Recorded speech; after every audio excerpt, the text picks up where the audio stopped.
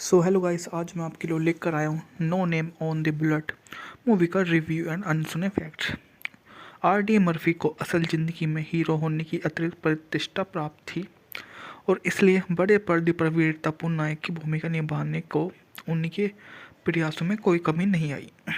हालांकि एक काफ़ी विनम्र प्रयास होने के बावजूद No name on the Bullet Murphy को स्पेक्ट्रम के दूसरे छोर पर होने का मौका देने के लिए प्रशंसा का हकदार है। चित्र में उसे भयावह संगीत के साथ पेश किया गया एकमात्र चरित्र संकेत जो हम काले कपड़ों के साथ जाने की आवश्यकता है। अच्छा आदमी नहीं है, जल्दी स्थानीय होटल में कमरा ले लिया और परिस्थितियों में पूरा शहर आशंका से भर गया। शुरुआत में कुछ हद तक बेतुका सेटअप लगता है, खुले तौर पर मेलोड्रामा पर टिका हुआ है। हालांकि मर्फी का कोई मतलब नहीं है, वे उम्र के हिसाब से ढल चुके हैं। भले ही मैंने उन्हें केवल कुछ फिल्मों में ही देखा है, लेकिन वे कभी भी आकर्षक लीड नहीं थे। आरंभ में उनकी युवावस्था ने उनकी सहायता की, साथ ही उनके असाधारण युद्ध रिकॉर्ड के रहस्य ने भी। यदि कुछ भी हो तो वह है साहस का जीवित रोमान जो केवल शारीरिक कौशल पर आधारित नहीं है, जबकि पुराने पक्ष में निश्चित रूप से थे। वह एक बंदूकधारी की सामान्य धारणा को पूरा नहीं करते। जॉन गेट के रूप में उनका किरदार हालांकि खतरनाक और रूखा है, पहली नज़र में शायद ही दिलचस्प माना जा सकता है। वह एक चलता फिरता चरित्र लगता है, लेकिन जैसे जैसे वह बसता जाता है सब कुछ और भी मनोरंजक होता जाता है। वास्तव में फिल्म और भी भयानक होती जाती है, क्योंकि शहर के लोग जितना अधिक शामिल होते जाते हैं उनका किरदार उतना ही बेहतर होता जाता है।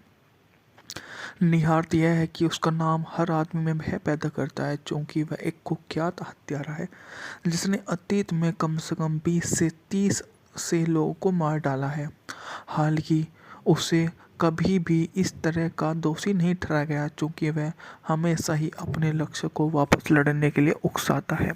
सवाल बना हुआ है कि उसके पीछे है। बाद की पंचलाइन स्पष्ट लगती है, जब तक कि शहर छोड़ेगा, जब तक कि कोई मर चुका होगा। स्थानीय शेरिफ एक सभ्य व्यक्ति है जो फिर से खुद को असहाय महसूस करता है। अगर टेंट कुछ नहीं करता तो शहर में उसके रहने पर कोई कानून नहीं है। वह और उसका डिप्टी सिर्फ किले पर नज़र रख सकते हैं। यह कथात्मक अभिमान या स्थिर बेचैन गतिरोध है जो फिल्म का आधार साबित होता है। इसमें महज अनुस्मारक भी है जो No name on the Bullet की नैतिकता नाटक से बहुत अधिक कार्य करता है। कहानी के संदर्भ में सेंट शहर में उत्तेजना है और अंधेरा पूर्व ग्रह को सतह पर लाता है। अधिक हास्यास्पद रूप से भागते हुए चूहे को छायादार व्यवहार का कबूल करना चाहते हैं, क्योंकि उनकी मौजूदगी में समुदाय में हड़कंप मच जाता है। तनाव तब होता है जब पता नहीं होता कि असल में इसके पीछे वे हैं। मैंने एक पल के लिए भी यह नहीं सोचा कि वे राहत की तलाश में हैं या ऐसा नहीं है। विरोध के बावजूद गैंट को एक दयालु आत्मा मिलती है जो उसकी प्रतिष्ठा या व्यवसाय को उसके खिलाफ नहीं रखती, कम से कम शुरू में तो नहीं। यह आसान है क्योंकि एक निश्चित मात्रा में अज्ञानता आनंद में साबित होती है। फिल्म में उनकी आपसी सम्मान को मर्फी और ट्रैक के बीच वास्तविक जीवन के रिश्ते से दर्शाया गया है। मर्फी दूसरे व्यक्ति को अपना सबसे अच्छा दोस्त मानते थे और उनके ट्रैक और अपनी फिल्मों में लाने के लिए अपने आकर्षण का इस्तेमाल किया ताकि वे साथ काम कर सके और पूरी तरह से जादुई ना हो। लेकिन इस बात से इनकार नहीं किया जा सकता कि उनके तालमेल में मदद मिलती है। ल्यू कैनफील्ड लोहार का बेटा है, साथ में स्थानीय डॉक्टर का काम भी करता है।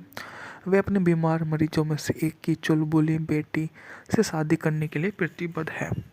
भले ही वे एक दूसरे को समझने लगे हो, लेकिन ऐसा लगता है कि गैंट एक दूसरे के बिल्कुल विपरीत हैं।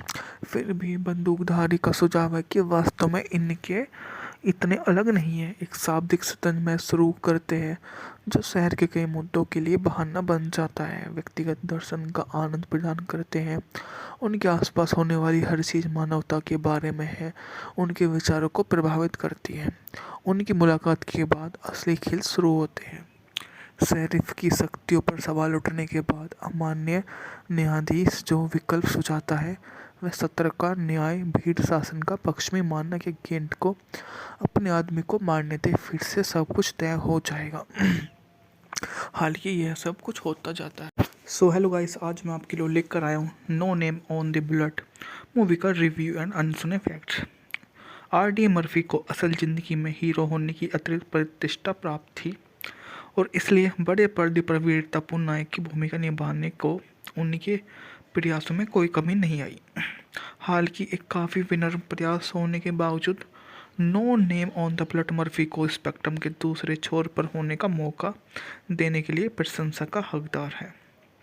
चित्र में उसे भयावह संगीत के साथ पेश किया गया एकमात्र चरित्र संकेत जो हम काले कपड़ों के साथ जाने की आवश्यकता है।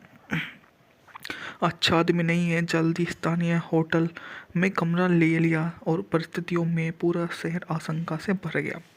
शुरुआत में कुछ हद तक बेतुका सेटअप लगता है, खुले तौर पर मेलोड्रामा पर टिका हुआ है। हालांकि मर्फी का कोई मतलब नहीं है, वे उम्र के हिसाब से ढल चुके हैं। भले ही मैंने उन्हें केवल कुछ फिल्मों में ही देखा है, लेकिन वे कभी भी आकर्षक लीड नहीं थे। आरंभ में उनकी युवावस्था ने उनकी सहायता की, साथ ही उनके असाधारण युद्ध रिकॉर्ड के रहस्य ने भी।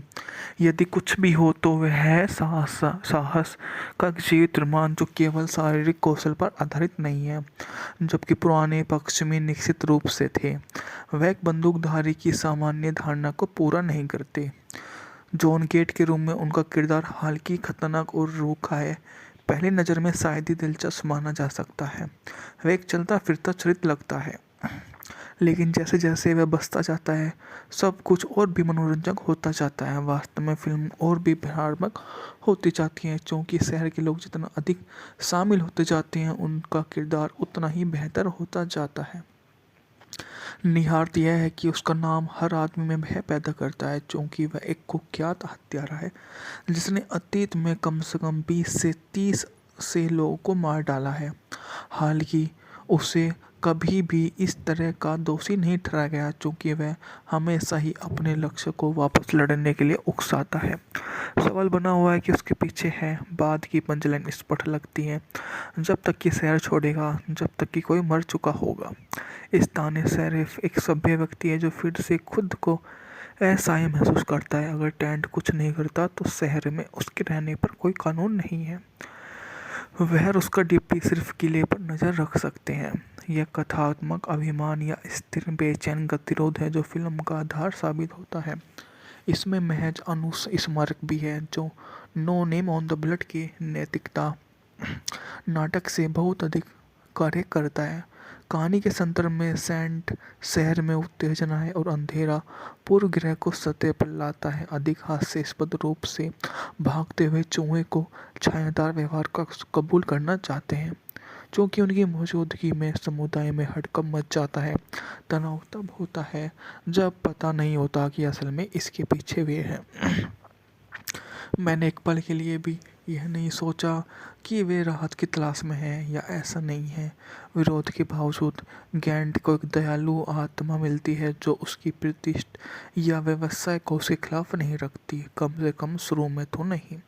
यह आसान है क्योंकि एक निश्चित मात्रा में अज्ञानता आनंद में साबित होती है। फिल्म में उनकी आपसी सम्मान को मर्फी और ट्रैक के बीच वास्तविक जीवन के रिश्ते से दर्शाया गया है। मर्फी दूसरे व्यक्ति को अपना सबसे अच्छा दोस्त मानते थे और उनके ट्रैक और अपनी फिल्मों में लाने के लिए अपने आकर्षण का इस्तेमाल किया ताकि वे साथ काम कर सके और पूरी तरह से जादुई ना हो।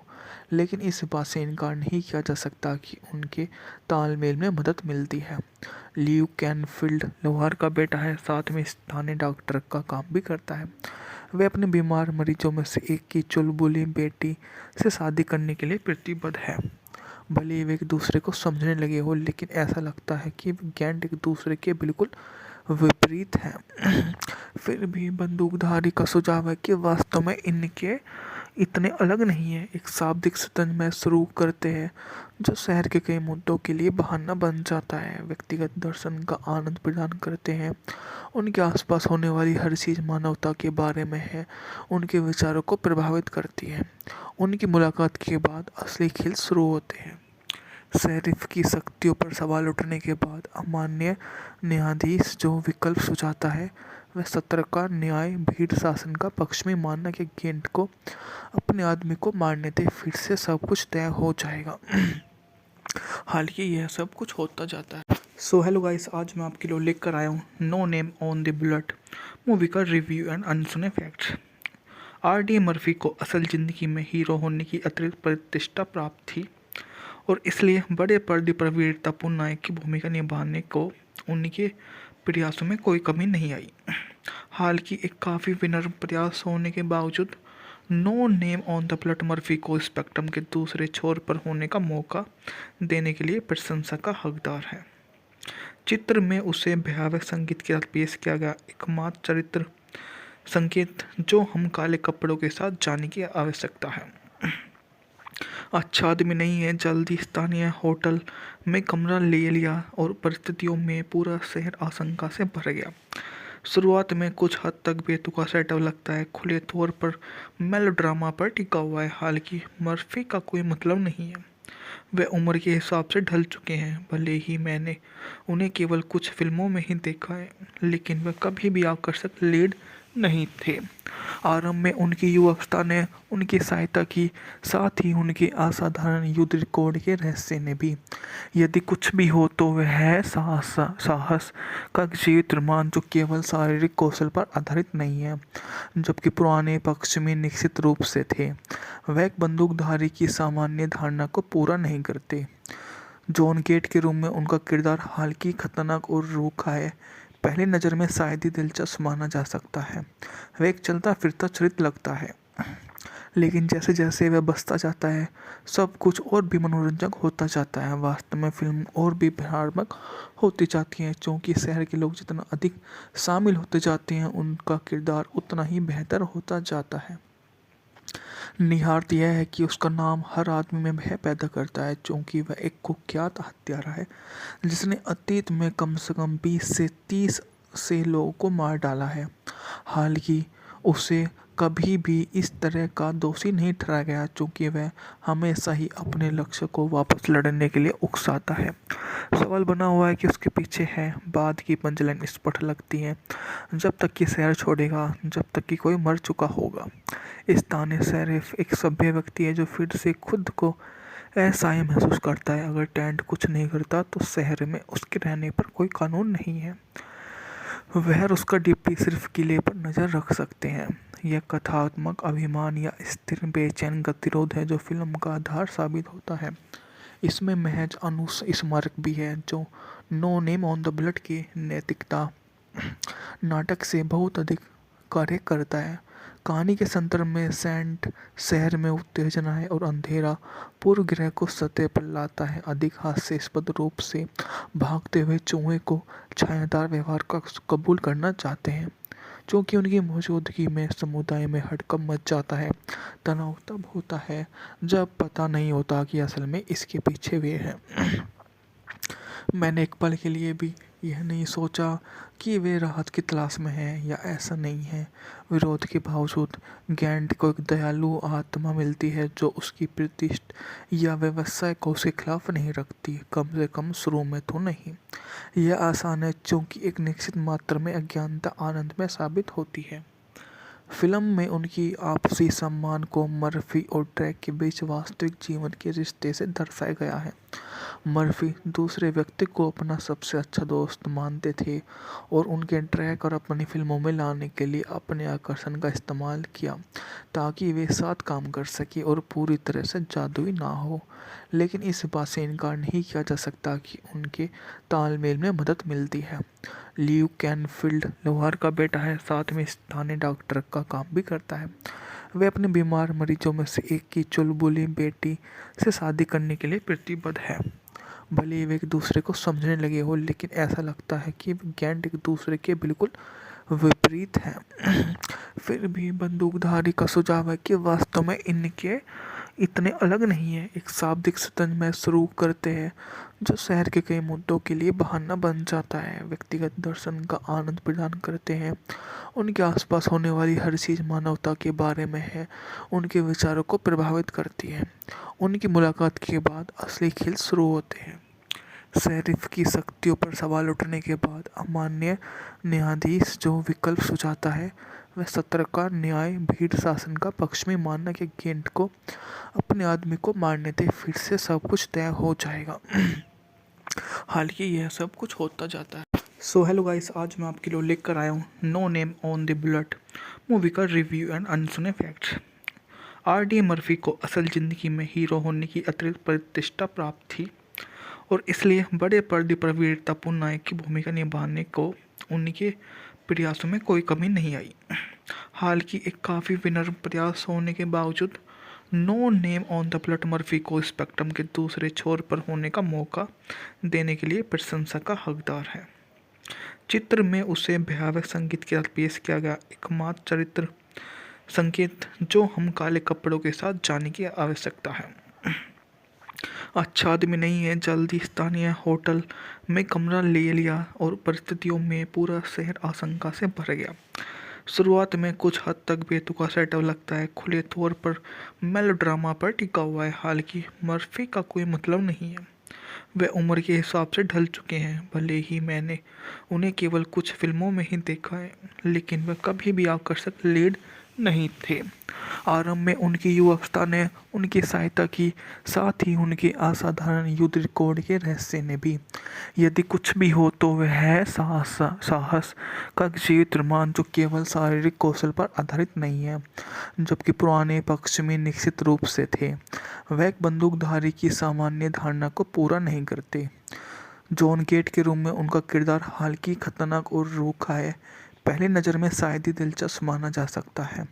वह एक चलता फिरता चरित्र लगता है, लेकिन जैसे जैसे वह बसता जाता है सब कुछ और भी मनोरंजक होता जाता है। वास्तव में फिल्म और भी भयानक होती जाती है, क्योंकि शहर के लोग जितना अधिक शामिल होते जाते हैं उनका किरदार उतना ही बेहतर होता जाता है।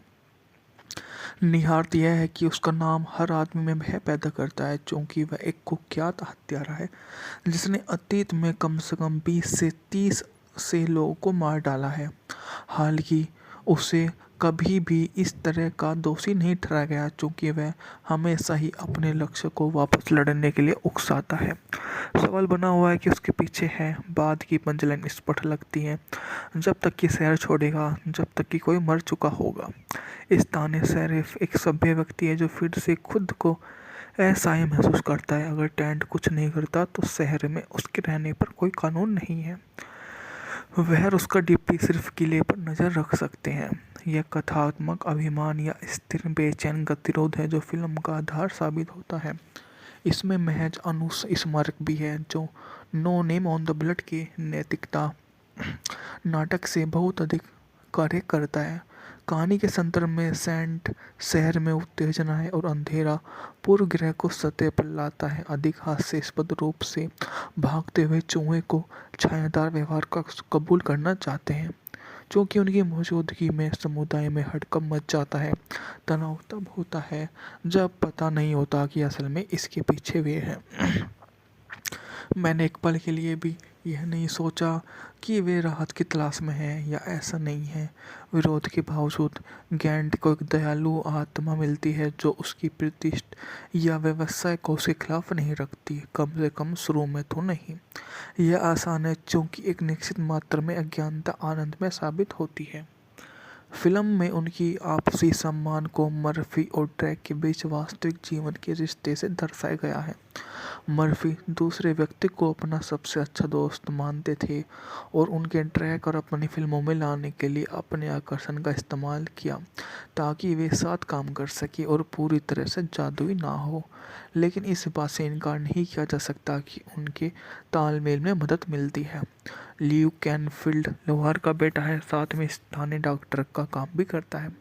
वे अपने बीमार मरीजों में से एक की चुलबुली बेटी से शादी करने के लिए प्रतिबद्ध है। भले ही वे एक दूसरे को समझने लगे हो, लेकिन ऐसा लगता है कि गेंट एक दूसरे के बिल्कुल विपरीत हैं। फिर भी बंदूकधारी का सुझाव है कि वास्तव में इनके इतने अलग नहीं है। एक शाब्दिक सतन में शुरू करते हैं जो शहर के कई मुद्दों के लिए बहाना बन जाता है, व्यक्तिगत दर्शन का आनंद प्रदान करते हैं। उनके आसपास होने वाली हर चीज़ मानवता के बारे में है, उनके विचारों को प्रभावित करती है। उनकी मुलाकात के बाद असली खेल शुरू होते हैं। शेरिफ की शक्तियों पर सवाल उठने के बाद अमान्य न्यायाधीश जो विकल्प सुझाता है वह सत्र का न्याय भीड़ शासन का पक्ष में मानना कि गेंट को अपने आदमी को मारने दे, फिर से सब कुछ तय हो जाएगा।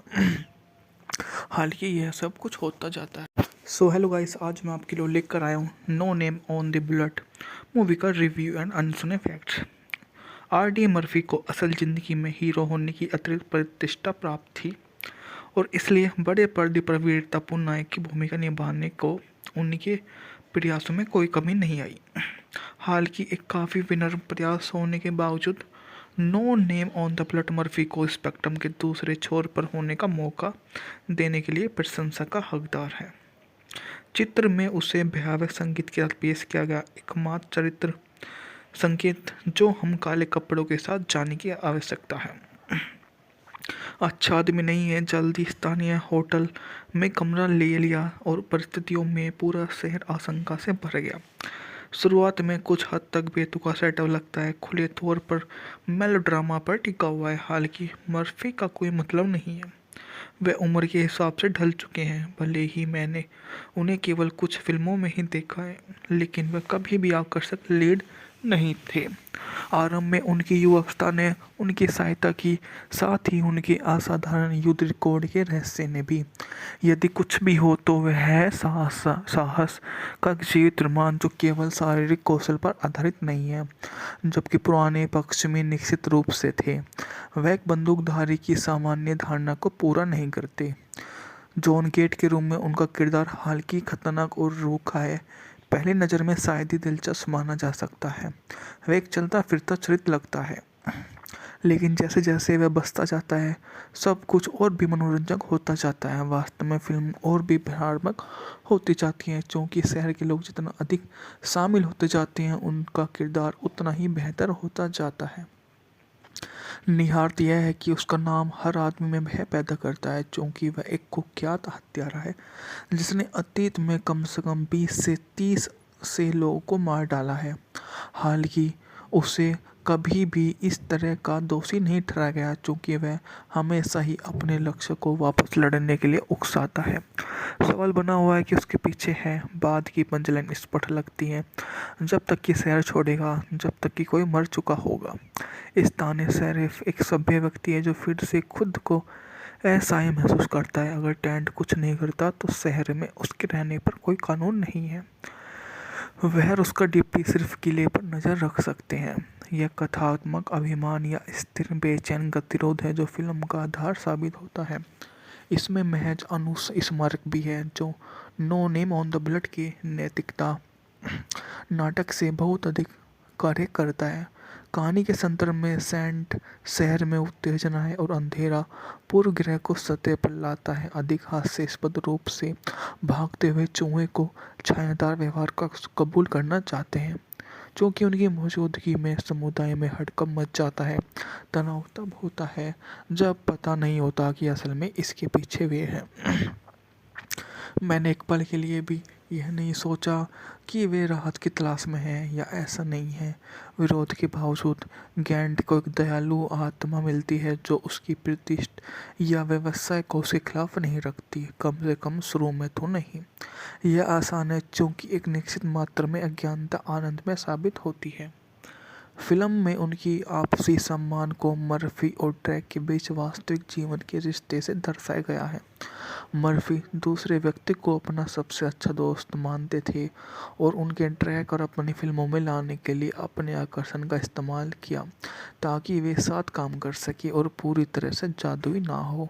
लेकिन इस बात से इनकार नहीं किया जा सकता कि उनके तालमेल में मदद मिलती है। ल्यू कैनफील्ड लोहार का बेटा है, साथ में स्थानीय डॉक्टर का काम भी करता है। वे अपने बीमार मरीजों में से एक की चुलबुली बेटी से शादी करने के लिए प्रतिबद्ध है। भले वे एक दूसरे को समझने लगे हो, लेकिन ऐसा लगता है कि गेंट एक दूसरे के बिल्कुल विपरीत हैं। फिर भी बंदूकधारी का सुझाव है कि वास्तव में इनके इतने अलग नहीं है। एक शाब्दिक शतरंज मैच शुरू करते हैं जो शहर के कई मुद्दों के लिए बहाना बन जाता है, व्यक्तिगत दर्शन का आनंद प्रदान करते हैं। उनके आसपास होने वाली हर चीज़ मानवता के बारे में है, उनके विचारों को प्रभावित करती है। उनकी मुलाकात के बाद असली खेल शुरू होते हैं। शेरिफ की शक्तियों पर सवाल उठने के बाद अमान्य न्यायाधीश जो विकल्प सुझाता है वह सत्र का न्याय भीड़ शासन का पक्ष में मानना कि गेंट को अपने आदमी को मारने दे, फिर से सब कुछ तय हो जाएगा। हालांकि यह सब कुछ होता जाता है। सो हेलो गाइस, आज मैं आपके लिए लेकर आया हूँ no name on the blood movie का रिव्यू एंड अनसुने फैक्ट्स। आर.डी. मर्फी को असल ज़िंदगी में हीरो होने की अतिरिक्त प्रतिष्ठा प्राप्त थी और इसलिए बड़े पर्दे पर वीरतापूर्ण नायक की भूमिका निभाने को उनके प्रयासों में कोई कमी नहीं आई। हालांकि एक काफ़ी विनम्र प्रयास होने के बावजूद No name on the Blood Murphy को स्पेक्ट्रम के दूसरे छोर पर होने का मौका देने के लिए प्रशंसा का हकदार है। चित्र में उसे भयावह संगीत के साथ पेश किया गया एकमात्र चरित्र संकेत जो हम काले कपड़ों के साथ जाने की आवश्यकता है। अच्छा आदमी नहीं है। जल्दी स्थानीय होटल में कमरा ले लिया और परिस्थितियों में पूरा शहर आशंका से भर गया। शुरुआत में कुछ हद तक बेतुका सेटअप लगता है, खुले तौर पर मेलोड्रामा पर टिका हुआ है। हालांकि मर्फी का कोई मतलब नहीं है, वे उम्र के हिसाब से ढल चुके हैं। भले ही मैंने उन्हें केवल कुछ फिल्मों में ही देखा है, लेकिन वे कभी भी आकर्षक लीड नहीं थे। आरंभ में उनकी युवावस्था ने उनकी सहायता की, साथ ही उनके असाधारण युद्ध रिकॉर्ड के रहस्य ने भी। यदि कुछ भी हो तो वह है साहस का जीवित रोमांच जो केवल शारीरिक कौशल पर आधारित नहीं है, जबकि पुराने पक्ष में निश्चित रूप से थे। वह एक बंदूकधारी की सामान्य धारणा को पूरा नहीं करते। जॉन गेट के रूप में उनका किरदार हालांकि खतरनाक और रूखा है, पहली नज़र में शायद ही दिलचस्प माना जा सकता है। वह एक चलता फिरता चरित्र लगता है, लेकिन जैसे जैसे वह बसता जाता है सब कुछ और भी मनोरंजक होता जाता है। वास्तव में फिल्म और भी भयानक होती जाती है, क्योंकि शहर के लोग जितना अधिक शामिल होते जाते हैं उनका किरदार उतना ही बेहतर होता जाता है। निहारत यह है कि उसका नाम हर आदमी में भय पैदा करता है, क्योंकि वह एक कुख्यात हत्यारा है जिसने अतीत में कम से कम 20 से 30 से लोगों को मार डाला है। हालांकि उसे कभी भी इस तरह का दोषी नहीं ठहराया गया, क्योंकि वह हमेशा ही अपने लक्ष्य को वापस लड़ने के लिए उकसाता है। सवाल बना हुआ है कि उसके पीछे है। बाद की पंचलाइन स्पष्ट लगती है, जब तक कि शहर छोड़ेगा, जब तक कि कोई मर चुका होगा। स्थानीय शेरिफ एक सभ्य व्यक्ति है जो फिर से खुद को असहाय महसूस करता है। अगर टेंट कुछ नहीं करता तो शहर में उसके रहने पर कोई कानून नहीं है। वह और उसका डिप्टी सिर्फ किले पर नज़र रख सकते हैं। यह कथात्मक अभिमान या स्थिर बेचैन गतिरोध है जो फिल्म का आधार साबित होता है। इसमें महज अनुस्मारक भी है जो No name on the Blood की नैतिकता नाटक से बहुत अधिक कार्य करता है। कहानी के संदर्भ में सेंट शहर में उत्तेजना है और अंधेरा पूर्व ग्रह को सतह पर लाता है। अधिक हास्यास्पद रूप से भागते हुए चूहे को छायादार व्यवहार का कबूल करना चाहते हैं, क्योंकि उनकी मौजूदगी में समुदाय में हड़कंप मच जाता है। तनाव तब होता है जब पता नहीं होता कि असल में इसके पीछे वे हैं। मैंने एक पल के लिए भी यह नहीं सोचा कि वे राहत की तलाश में हैं, या ऐसा नहीं है। विरोध के बावजूद गेंट को एक दयालु आत्मा मिलती है जो उसकी प्रतिष्ठा या व्यवसाय को उसके खिलाफ नहीं रखती, कम से कम शुरू में तो नहीं। यह आसान है क्योंकि एक निश्चित मात्रा में अज्ञानता आनंद में साबित होती है। फिल्म में उनकी आपसी सम्मान को मर्फी और ट्रैक के बीच वास्तविक जीवन के रिश्ते से दर्शाया गया है।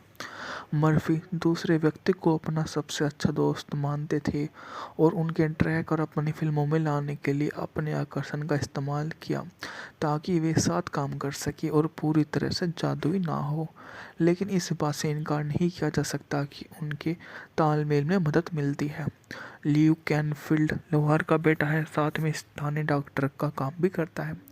वे अपने बीमार मरीजों में से एक की चुलबुली बेटी से शादी करने के लिए प्रतिबद्ध है। भले ही वे एक दूसरे को समझने लगे हो, लेकिन ऐसा लगता है कि वे गेंट एक दूसरे के बिल्कुल विपरीत हैं। फिर भी बंदूकधारी का सुझाव है कि वास्तव में इनके इतने अलग नहीं है। एक शाब्दिक शतरंज मैच शुरू करते हैं जो शहर के कई मुद्दों के लिए बहाना बन जाता है, व्यक्तिगत दर्शन का आनंद प्रदान करते हैं। उनके आसपास होने वाली हर चीज़ मानवता के बारे में है, उनके विचारों को प्रभावित करती है। उनकी मुलाकात के बाद असली खेल शुरू होते हैं। शेरिफ की शक्तियों पर सवाल उठने के बाद अमान्य न्यायाधीश जो विकल्प सुझाता है वह सत्र का न्याय भीड़ शासन का पक्ष में मानना कि गेंट को अपने आदमी को मारने दे, फिर से सब कुछ तय हो जाएगा। हालांकि यह सब कुछ होता जाता है। सो हेलो गाइस, आज मैं आपके लिए लेकर आया हूँ no name on the blood movie का रिव्यू एंड अनसुने फैक्ट्स। आर.डी. मर्फी को असल ज़िंदगी में हीरो होने की अतिरिक्त प्रतिष्ठा प्राप्त थी और इसलिए बड़े पर्दे पर वीरतापूर्ण नायक की भूमिका निभाने को उनके प्रयासों में कोई कमी नहीं आई। हालांकि एक काफ़ी विनम्र प्रयास होने के बावजूद No name on the Blood Murphy को स्पेक्ट्रम के दूसरे छोर पर होने का मौका देने के लिए प्रशंसा का हकदार है। चित्र में उसे भयावह संगीत के साथ पेश किया गया एकमात्र चरित्र संकेत जो हम काले कपड़ों के साथ जाने की आवश्यकता है। अच्छा आदमी नहीं है। जल्दी स्थानीय होटल में कमरा ले लिया और परिस्थितियों में पूरा शहर आशंका से भर गया। शुरुआत में कुछ हद तक बेतुका सेटअप लगता है, खुले तौर पर मेलोड्रामा पर टिका हुआ है। हालांकि मर्फी का कोई मतलब नहीं है, वे उम्र के हिसाब से ढल चुके हैं। भले ही मैंने उन्हें केवल कुछ फिल्मों में ही देखा है, लेकिन वे कभी भी आकर्षक लीड नहीं थे। आरंभ में उनकी युवावस्था ने उनकी सहायता की, साथ ही उनके असाधारण युद्ध रिकॉर्ड के रहस्य ने भी। यदि कुछ भी हो तो वह है साहस का जीवित रोमांच जो केवल शारीरिक कौशल पर आधारित नहीं है, जबकि पुराने पक्ष में निश्चित रूप से थे। वह एक बंदूकधारी की सामान्य धारणा को पूरा नहीं करते। जॉन गेट के रूप में उनका किरदार हालांकि खतरनाक और रूखा है, पहली नज़र में शायद ही दिलचस्प माना जा सकता है। वह एक चलता फिरता चरित्र लगता है, लेकिन जैसे जैसे वह बसता जाता है सब कुछ और भी मनोरंजक होता जाता है। वास्तव में फिल्म और भी भयानक होती जाती है, क्योंकि शहर के लोग जितना अधिक शामिल होते जाते हैं उनका किरदार उतना ही बेहतर होता जाता है। निहारत यह है कि उसका नाम हर आदमी में भय पैदा करता है, क्योंकि वह एक कुख्यात हत्यारा है जिसने अतीत में कम से कम 20 से 30 से लोगों को मार डाला है। हालांकि उसे कभी भी इस तरह का दोषी नहीं ठहराया गया, क्योंकि वह हमेशा ही अपने लक्ष्य को वापस लड़ने के लिए उकसाता है। सवाल बना हुआ है कि उसके पीछे है। बाद की पंचलाइन स्पष्ट लगती है, जब तक कि शहर छोड़ेगा, जब तक कि कोई मर चुका होगा। स्थानीय शेरिफ एक सभ्य व्यक्ति है जो फिर से खुद को असहाय महसूस करता है। अगर टेंट कुछ नहीं करता तो शहर में उसके रहने पर कोई कानून नहीं है। वह और उसका डिप्टी सिर्फ किले पर नज़र रख सकते हैं। यह कथात्मक अभिमान या स्थिर बेचैन गतिरोध है जो फिल्म का आधार साबित होता है। इसमें महज स्मारक भी है जो No name on the Blood की नैतिकता नाटक से बहुत अधिक कार्य करता है। कहानी के संदर्भ में सेंट शहर में उत्तेजना है और अंधेरा पूर्व ग्रह को सतह पर लाता है। अधिक हास्यास्पद रूप से भागते हुए चूहे को छायादार व्यवहार का कबूल करना चाहते हैं, क्योंकि उनकी मौजूदगी में समुदाय में हड़कंप मच जाता है। तनाव तब होता है जब पता नहीं होता कि असल में इसके पीछे वे हैं। मैंने एक पल के लिए भी यह नहीं सोचा कि वे राहत की तलाश में हैं या ऐसा नहीं है। विरोध के बावजूद गेंट को एक दयालु आत्मा मिलती है जो उसकी प्रतिष्ठा या व्यवसाय को उसके खिलाफ नहीं रखती, कम से कम शुरू में तो नहीं। यह आसान है क्योंकि एक निश्चित मात्रा में अज्ञानता आनंद में साबित होती है। फिल्म में उनकी आपसी सम्मान को मर्फी और ड्रैक के बीच वास्तविक जीवन के रिश्ते से दर्शाया गया है। मर्फी दूसरे व्यक्ति को अपना सबसे अच्छा दोस्त मानते थे और उनके ड्रैक और अपनी फिल्मों में लाने के लिए अपने आकर्षण का इस्तेमाल किया ताकि वे साथ काम कर सके और पूरी तरह से जादुई ना हो। लेकिन इस बात से इनकार नहीं किया जा सकता कि उनके तालमेल में मदद मिलती है। ल्यू कैनफील्ड लोहार का बेटा है, साथ में स्थानीय डॉक्टर का काम भी करता है। वे अपने बीमार मरीजों में से एक की चुलबुली बेटी से शादी करने के लिए प्रतिबद्ध है। भले ही वे एक दूसरे को समझने लगे हो, लेकिन ऐसा लगता है कि गेंट एक दूसरे के बिल्कुल विपरीत हैं।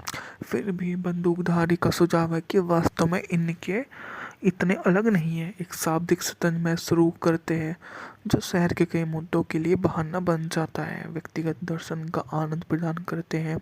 उनके आसपास होने वाली हर चीज़ मानवता के बारे में है, उनके विचारों को प्रभावित करती है। उनकी मुलाकात के बाद असली खेल शुरू होते हैं।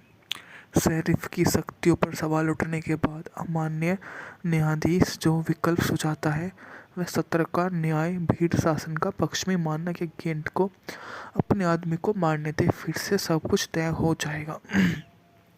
हालांकि यह सब कुछ होता जाता है। सो हेलो गाइस, आज मैं आपके लिए लेकर आया हूँ no name on the blood movie का रिव्यू एंड अनसुने फैक्ट्स।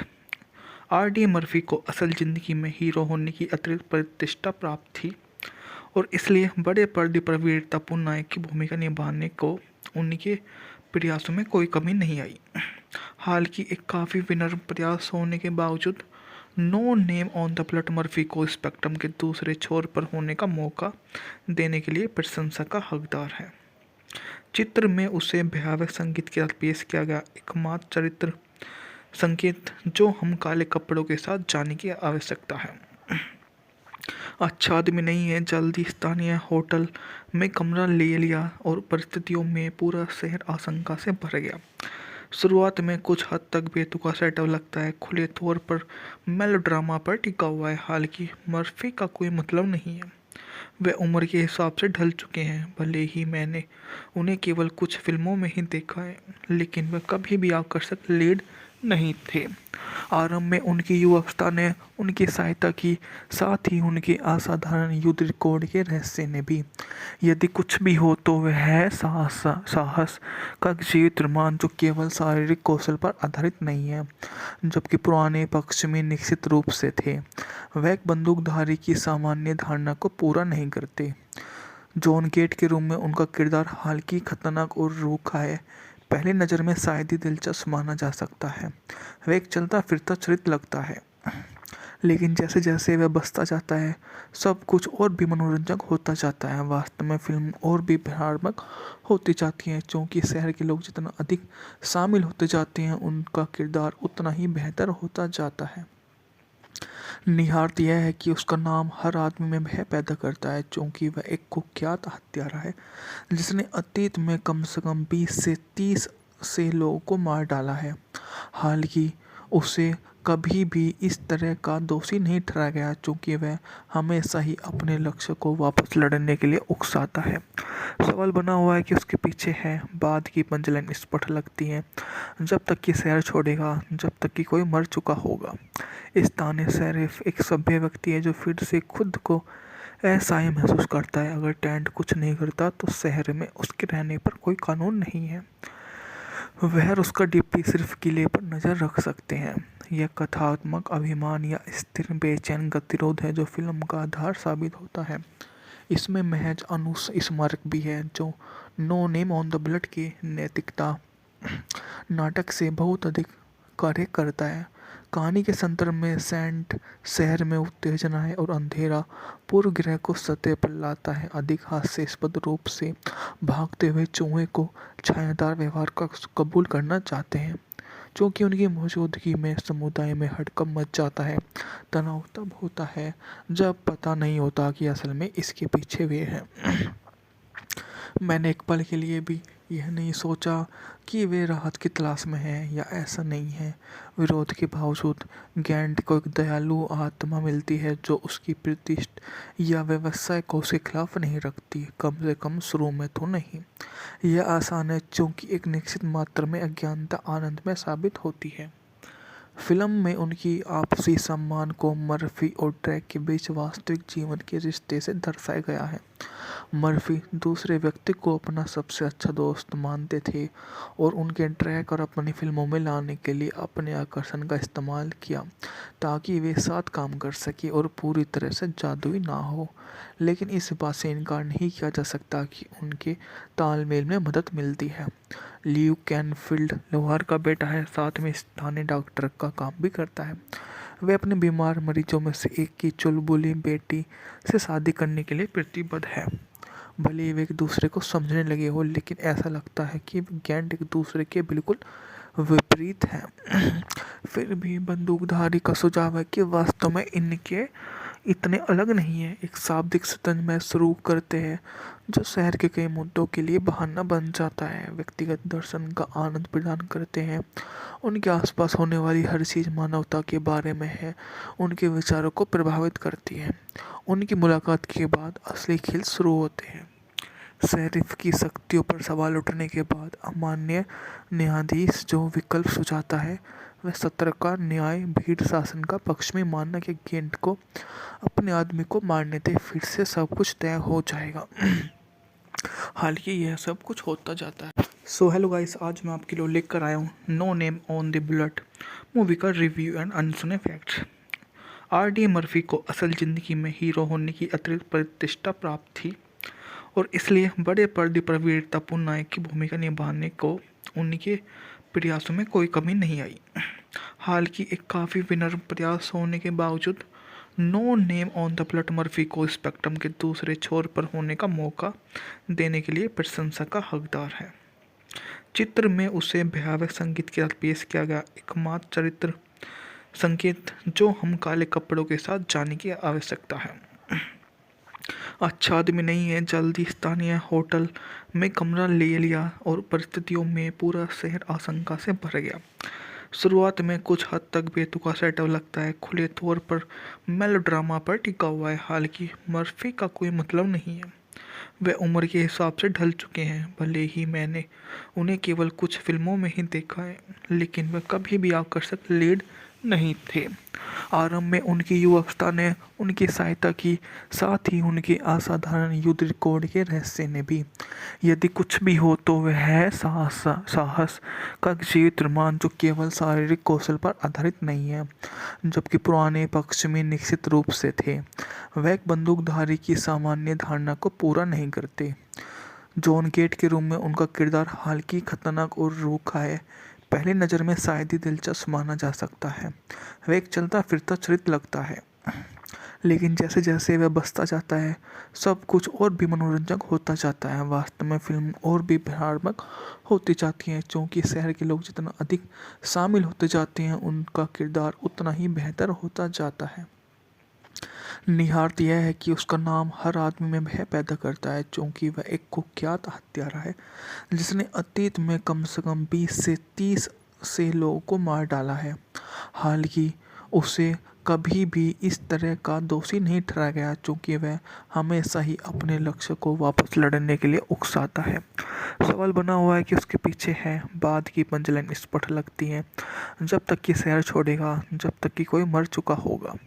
स्थानीय शेरिफ एक सभ्य व्यक्ति है जो फिर से खुद को ऐसा ही महसूस करता है। अगर टेंट कुछ नहीं करता तो शहर में उसके रहने पर कोई कानून नहीं है। वह और उसका डिप्टी सिर्फ किले पर नज़र रख सकते हैं। यह कथात्मक अभिमान या स्थिर बेचैन गतिरोध है जो फिल्म का आधार साबित होता है। इसमें महज अनुस्मारक भी है जो No name on the Bullet की नैतिकता नाटक से बहुत अधिक कार्य करता है। कहानी के संदर्भ में सेंट शहर में उत्तेजना है और अंधेरा पूर्व ग्रह को सतह पर लाता है। अधिक हास्यास्पद रूप से भागते हुए चूहे को छायादार व्यवहार का कबूल करना चाहते हैं, क्योंकि उनकी मौजूदगी में समुदाय में हड़कंप मच जाता है। तनाव तब होता है जब पता नहीं होता कि असल में इसके पीछे वे हैं। मैंने एक पल के लिए भी यह नहीं सोचा कि वे राहत की तलाश में हैं या ऐसा नहीं है। विरोध के बावजूद गेंट को एक दयालु आत्मा मिलती है जो उसकी प्रतिष्ठा या व्यवसाय को उसके खिलाफ नहीं रखती, कम से कम शुरू में तो नहीं।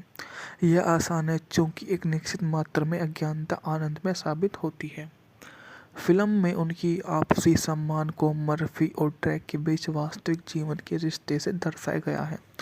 मर्फी दूसरे व्यक्ति को अपना सबसे अच्छा दोस्त मानते थे और उनके ट्रैक और अपनी फिल्मों में लाने के लिए अपने आकर्षण का इस्तेमाल किया ताकि वे साथ काम कर सके और पूरी तरह से जादुई ना हो। लेकिन इस बात से इनकार नहीं किया जा सकता कि उनके तालमेल में मदद मिलती है। ल्यू कैनफील्ड लोहार का बेटा है, साथ में स्थानीय डॉक्टर का काम भी करता है। वे अपने बीमार मरीजों में से एक की चुलबुली बेटी से शादी करने के लिए प्रतिबद्ध है। भले ही वे एक दूसरे को समझने लगे हो, लेकिन ऐसा लगता है कि गेंट एक दूसरे के बिल्कुल विपरीत हैं। फिर भी बंदूकधारी का सुझाव है कि वास्तव में इनके इतने अलग नहीं है। एक शाब्दिक शतरंज मैच शुरू करते हैं जो शहर के कई मुद्दों के लिए बहाना बन जाता है। व्यक्तिगत दर्शन का आनंद प्रदान करते हैं।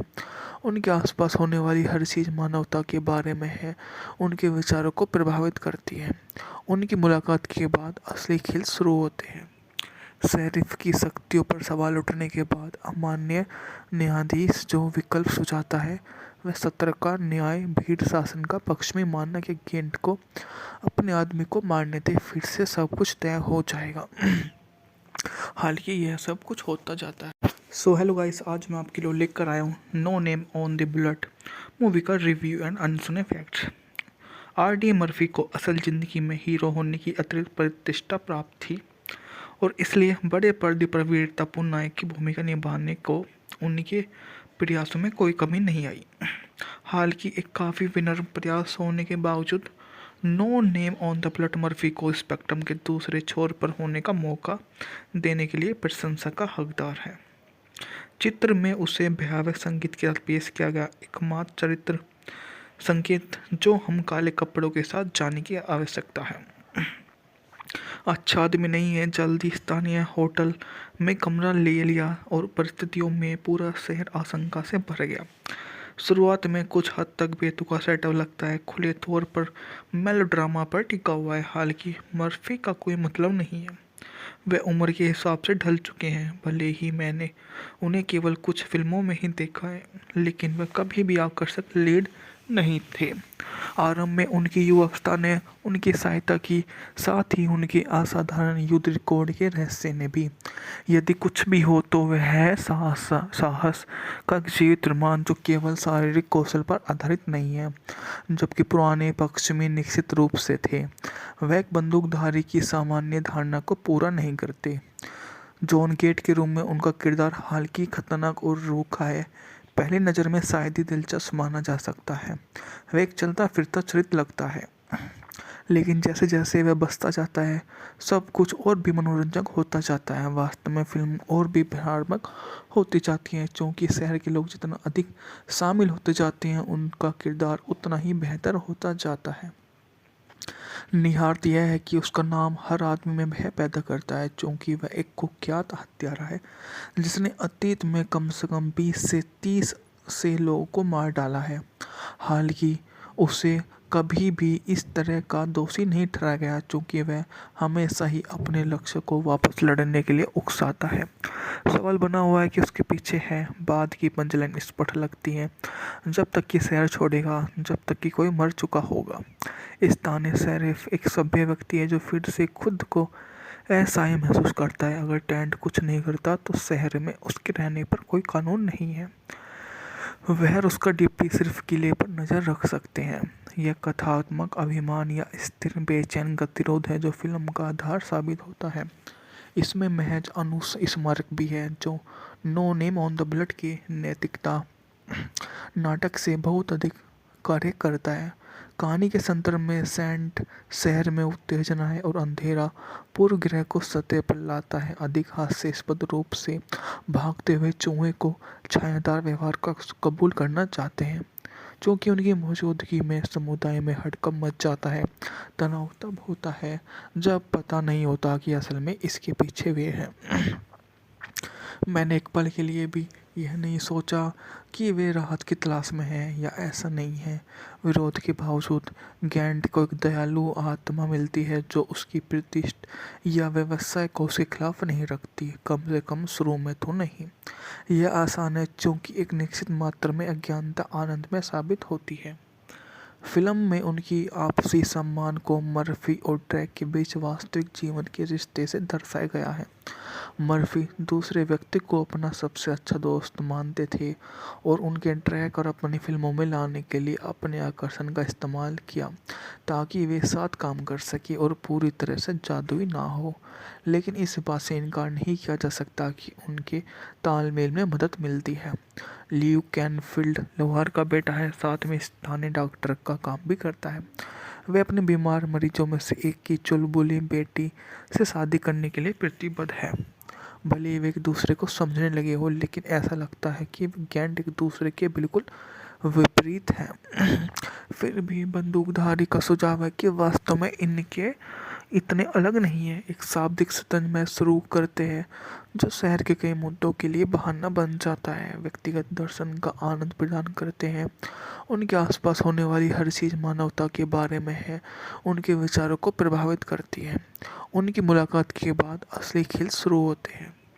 शेरिफ की शक्तियों पर सवाल उठने के बाद अमान्य न्यायाधीश जो विकल्प सुझाता है वह सत्र का न्याय भीड़ शासन का पक्ष में मानना कि गेंट को अपने आदमी को मारने दे, फिर से सब कुछ तय हो जाएगा। हालांकि यह सब कुछ होता जाता है। सो हेलो गाइस, आज मैं आपके लिए लेकर आया हूँ no name on the bullet movie का रिव्यू एंड अनसुने फैक्ट्स।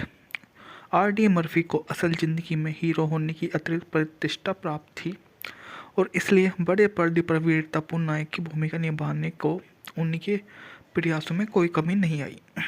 हालांकि एक काफ़ी विनम्र प्रयास होने के बावजूद No name on the Bullet Murphy को स्पेक्ट्रम के दूसरे छोर पर होने का मौका देने के लिए प्रशंसा का हकदार है। चित्र में उसे भयावह संगीत के साथ पेश किया गया एकमात्र चरित्र संकेत जो हम काले कपड़ों के साथ जाने की आवश्यकता है। अच्छा आदमी नहीं है। जल्दी स्थानीय होटल में कमरा ले लिया और परिस्थितियों में पूरा शहर आशंका से भर गया।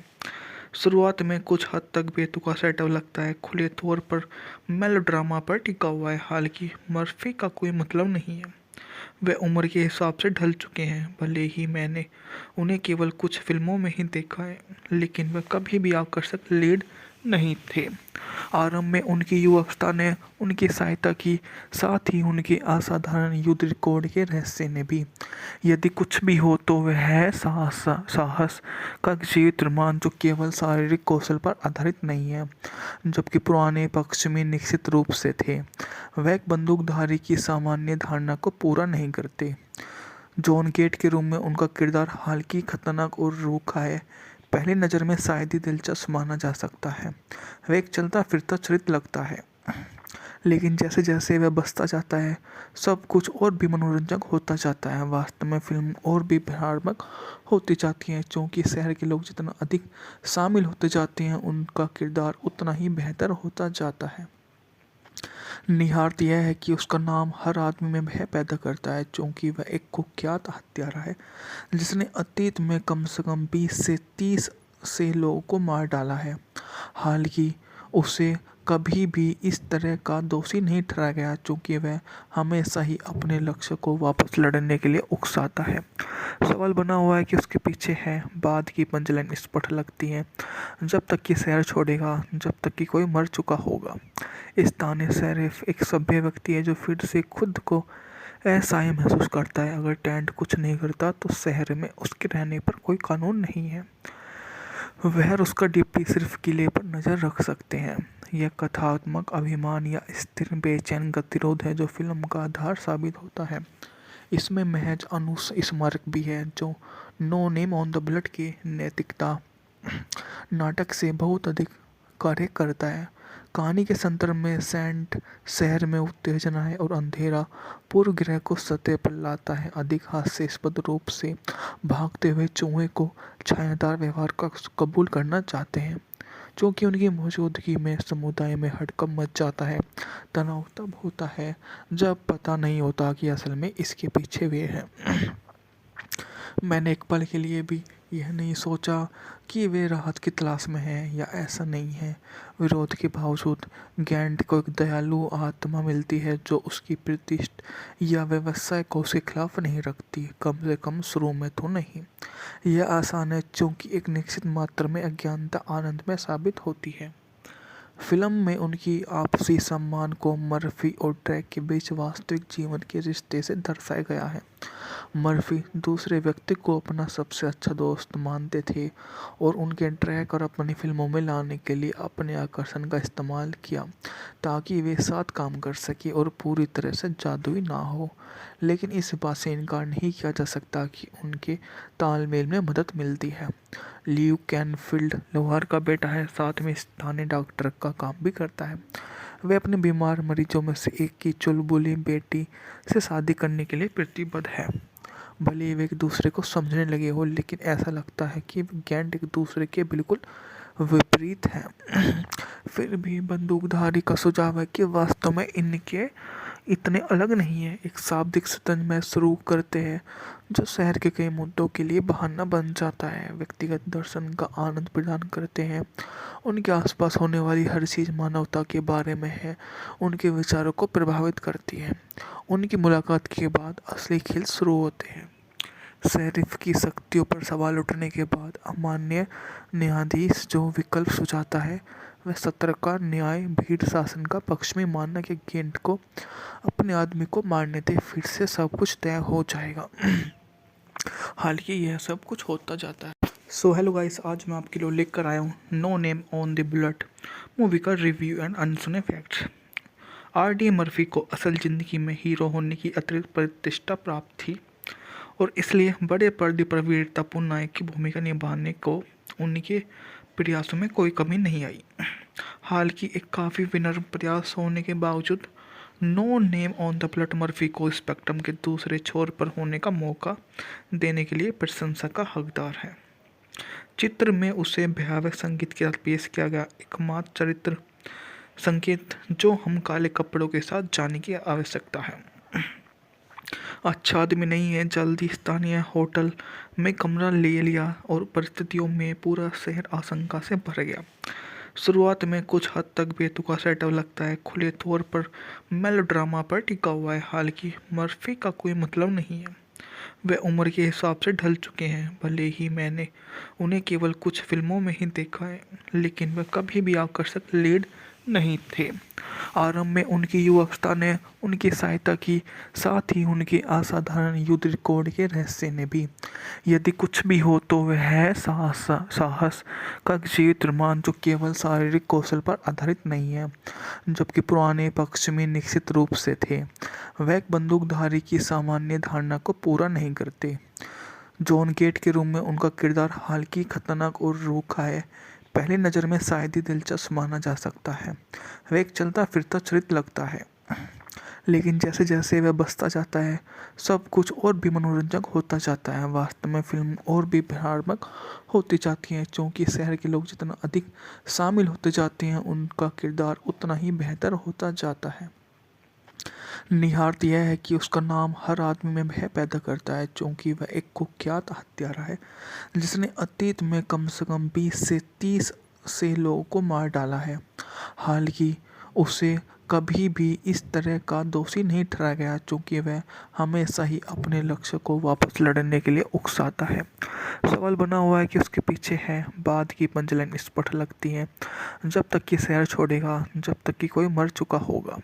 स्थानीय शेरिफ एक सभ्य व्यक्ति है जो फिर से खुद को ऐसा ही महसूस करता है। अगर टेंट कुछ नहीं करता तो शहर में उसके रहने पर कोई कानून नहीं है। वह और उसका डिप्टी सिर्फ किले पर नज़र रख सकते हैं। यह कथात्मक अभिमान या स्थिर बेचैन गतिरोध है जो फिल्म का आधार साबित होता है। इसमें महज अनुस्मारक भी है जो No name on the Bullet की नैतिकता नाटक से बहुत अधिक कार्य करता है। कहानी के संदर्भ में सेंट शहर में उत्तेजना है और अंधेरा पूर्व ग्रह को सतह पर लाता है। अधिक हास्यास्पद रूप से भागते हुए चूहे को छायादार व्यवहार का कबूल करना चाहते हैं, क्योंकि उनकी मौजूदगी में समुदाय में हड़कंप मच जाता है।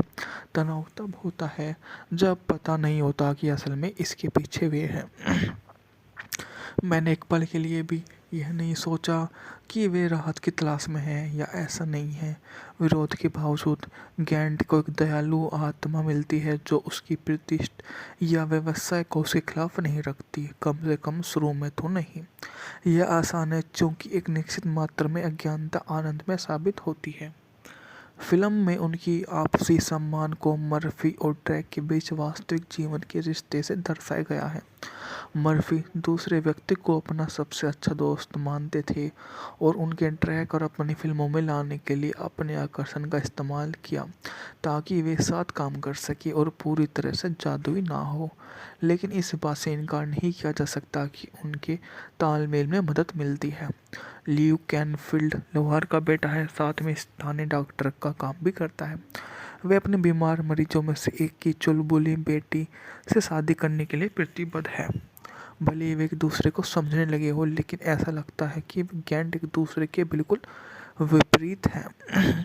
फिर भी बंदूकधारी का सुझाव है कि वास्तव में इनके इतने अलग नहीं है। एक शाब्दिक शतरंज मैच शुरू करते हैं जो शहर के कई मुद्दों के लिए बहाना बन जाता है। व्यक्तिगत दर्शन का आनंद प्रदान करते हैं। उनके आसपास होने वाली हर चीज़ मानवता के बारे में है, उनके विचारों को प्रभावित करती है। उनकी मुलाकात के बाद असली खेल शुरू होते हैं। शेरिफ की शक्तियों पर सवाल उठने के बाद अमान्य न्यायाधीश जो विकल्प सुझाता है वह सत्र का न्याय भीड़ शासन का पक्ष में मानना कि गेंट को अपने आदमी को मारने दे, फिर से सब कुछ तय हो जाएगा। हालांकि यह सब कुछ होता जाता है। सो हेलो गाइस, आज मैं आपके लिए लेकर आया हूँ no name on the blood movie का रिव्यू एंड अनसुने फैक्ट्स। आर.डी. मर्फी को असल ज़िंदगी में हीरो होने की अतिरिक्त प्रतिष्ठा प्राप्त थी और इसलिए बड़े पर्दे पर वीरतापूर्ण नायक की भूमिका निभाने को उनके प्रयासों में कोई कमी नहीं आई। हालांकि एक काफ़ी विनम्र प्रयास होने के बावजूद No name on the Blood Murphy को स्पेक्ट्रम के दूसरे छोर पर होने का मौका देने के लिए प्रशंसा का हकदार है। चित्र में उसे भयावह संगीत के साथ पेश किया गया एकमात्र चरित्र संकेत जो हम काले कपड़ों के साथ जाने की आवश्यकता है। अच्छा आदमी नहीं है। जल्दी स्थानीय होटल में कमरा ले लिया और परिस्थितियों में पूरा शहर आशंका से भर गया। शुरुआत में कुछ हद तक बेतुका सेटअप लगता है, खुले तौर पर मेलोड्रामा पर टिका हुआ है। हालांकि मर्फी का कोई मतलब नहीं है, वे उम्र के हिसाब से ढल चुके हैं। भले ही मैंने उन्हें केवल कुछ फिल्मों में ही देखा है, लेकिन वे कभी भी आकर्षक लीड नहीं थे। आरंभ में उनकी युवावस्था ने उनकी सहायता की, साथ ही उनके असाधारण युद्ध रिकॉर्ड के रहस्य ने भी। यदि कुछ भी हो तो वह है साहस का जीवित रोमांच जो केवल शारीरिक कौशल पर आधारित नहीं है, जबकि पुराने पक्ष में निश्चित रूप से थे। वह एक बंदूकधारी की सामान्य धारणा को पूरा नहीं करते। जॉन गेट के रूप में उनका किरदार हालांकि खतरनाक और रूखा है, पहली नज़र में शायद ही दिलचस्प माना जा सकता है। वह एक चलता फिरता चरित्र लगता है, लेकिन जैसे जैसे वह बसता जाता है सब कुछ और भी मनोरंजक होता जाता है। वास्तव में फिल्म और भी भयानक होती जाती है, क्योंकि शहर के लोग जितना अधिक शामिल होते जाते हैं उनका किरदार उतना ही बेहतर होता जाता है। निहारत यह है कि उसका नाम हर आदमी में भय पैदा करता है, क्योंकि वह एक कुख्यात हत्यारा है जिसने अतीत में कम से कम 20 से 30 से लोगों को मार डाला है। हालांकि उसे कभी भी इस तरह का दोषी नहीं ठहराया गया, क्योंकि वह हमेशा ही अपने लक्ष्य को वापस लड़ने के लिए उकसाता है। सवाल बना हुआ है कि उसके पीछे है। बाद की पंचलाइन स्पष्ट लगती है, जब तक कि शहर छोड़ेगा, जब तक कि कोई मर चुका होगा। स्थानीय शेरिफ एक सभ्य व्यक्ति है जो फिर से खुद को असहाय महसूस करता है। अगर टेंट कुछ नहीं करता तो शहर में उसके रहने पर कोई कानून नहीं है। वह और उसका डिप्टी सिर्फ किले पर नज़र रख सकते हैं। यह कथात्मक अभिमान या स्थिर बेचैन गतिरोध है जो फिल्म का आधार साबित होता है। इसमें महज अनुस्मारक भी है जो No name on the Blood के नैतिकता नाटक से बहुत अधिक कार्य करता है।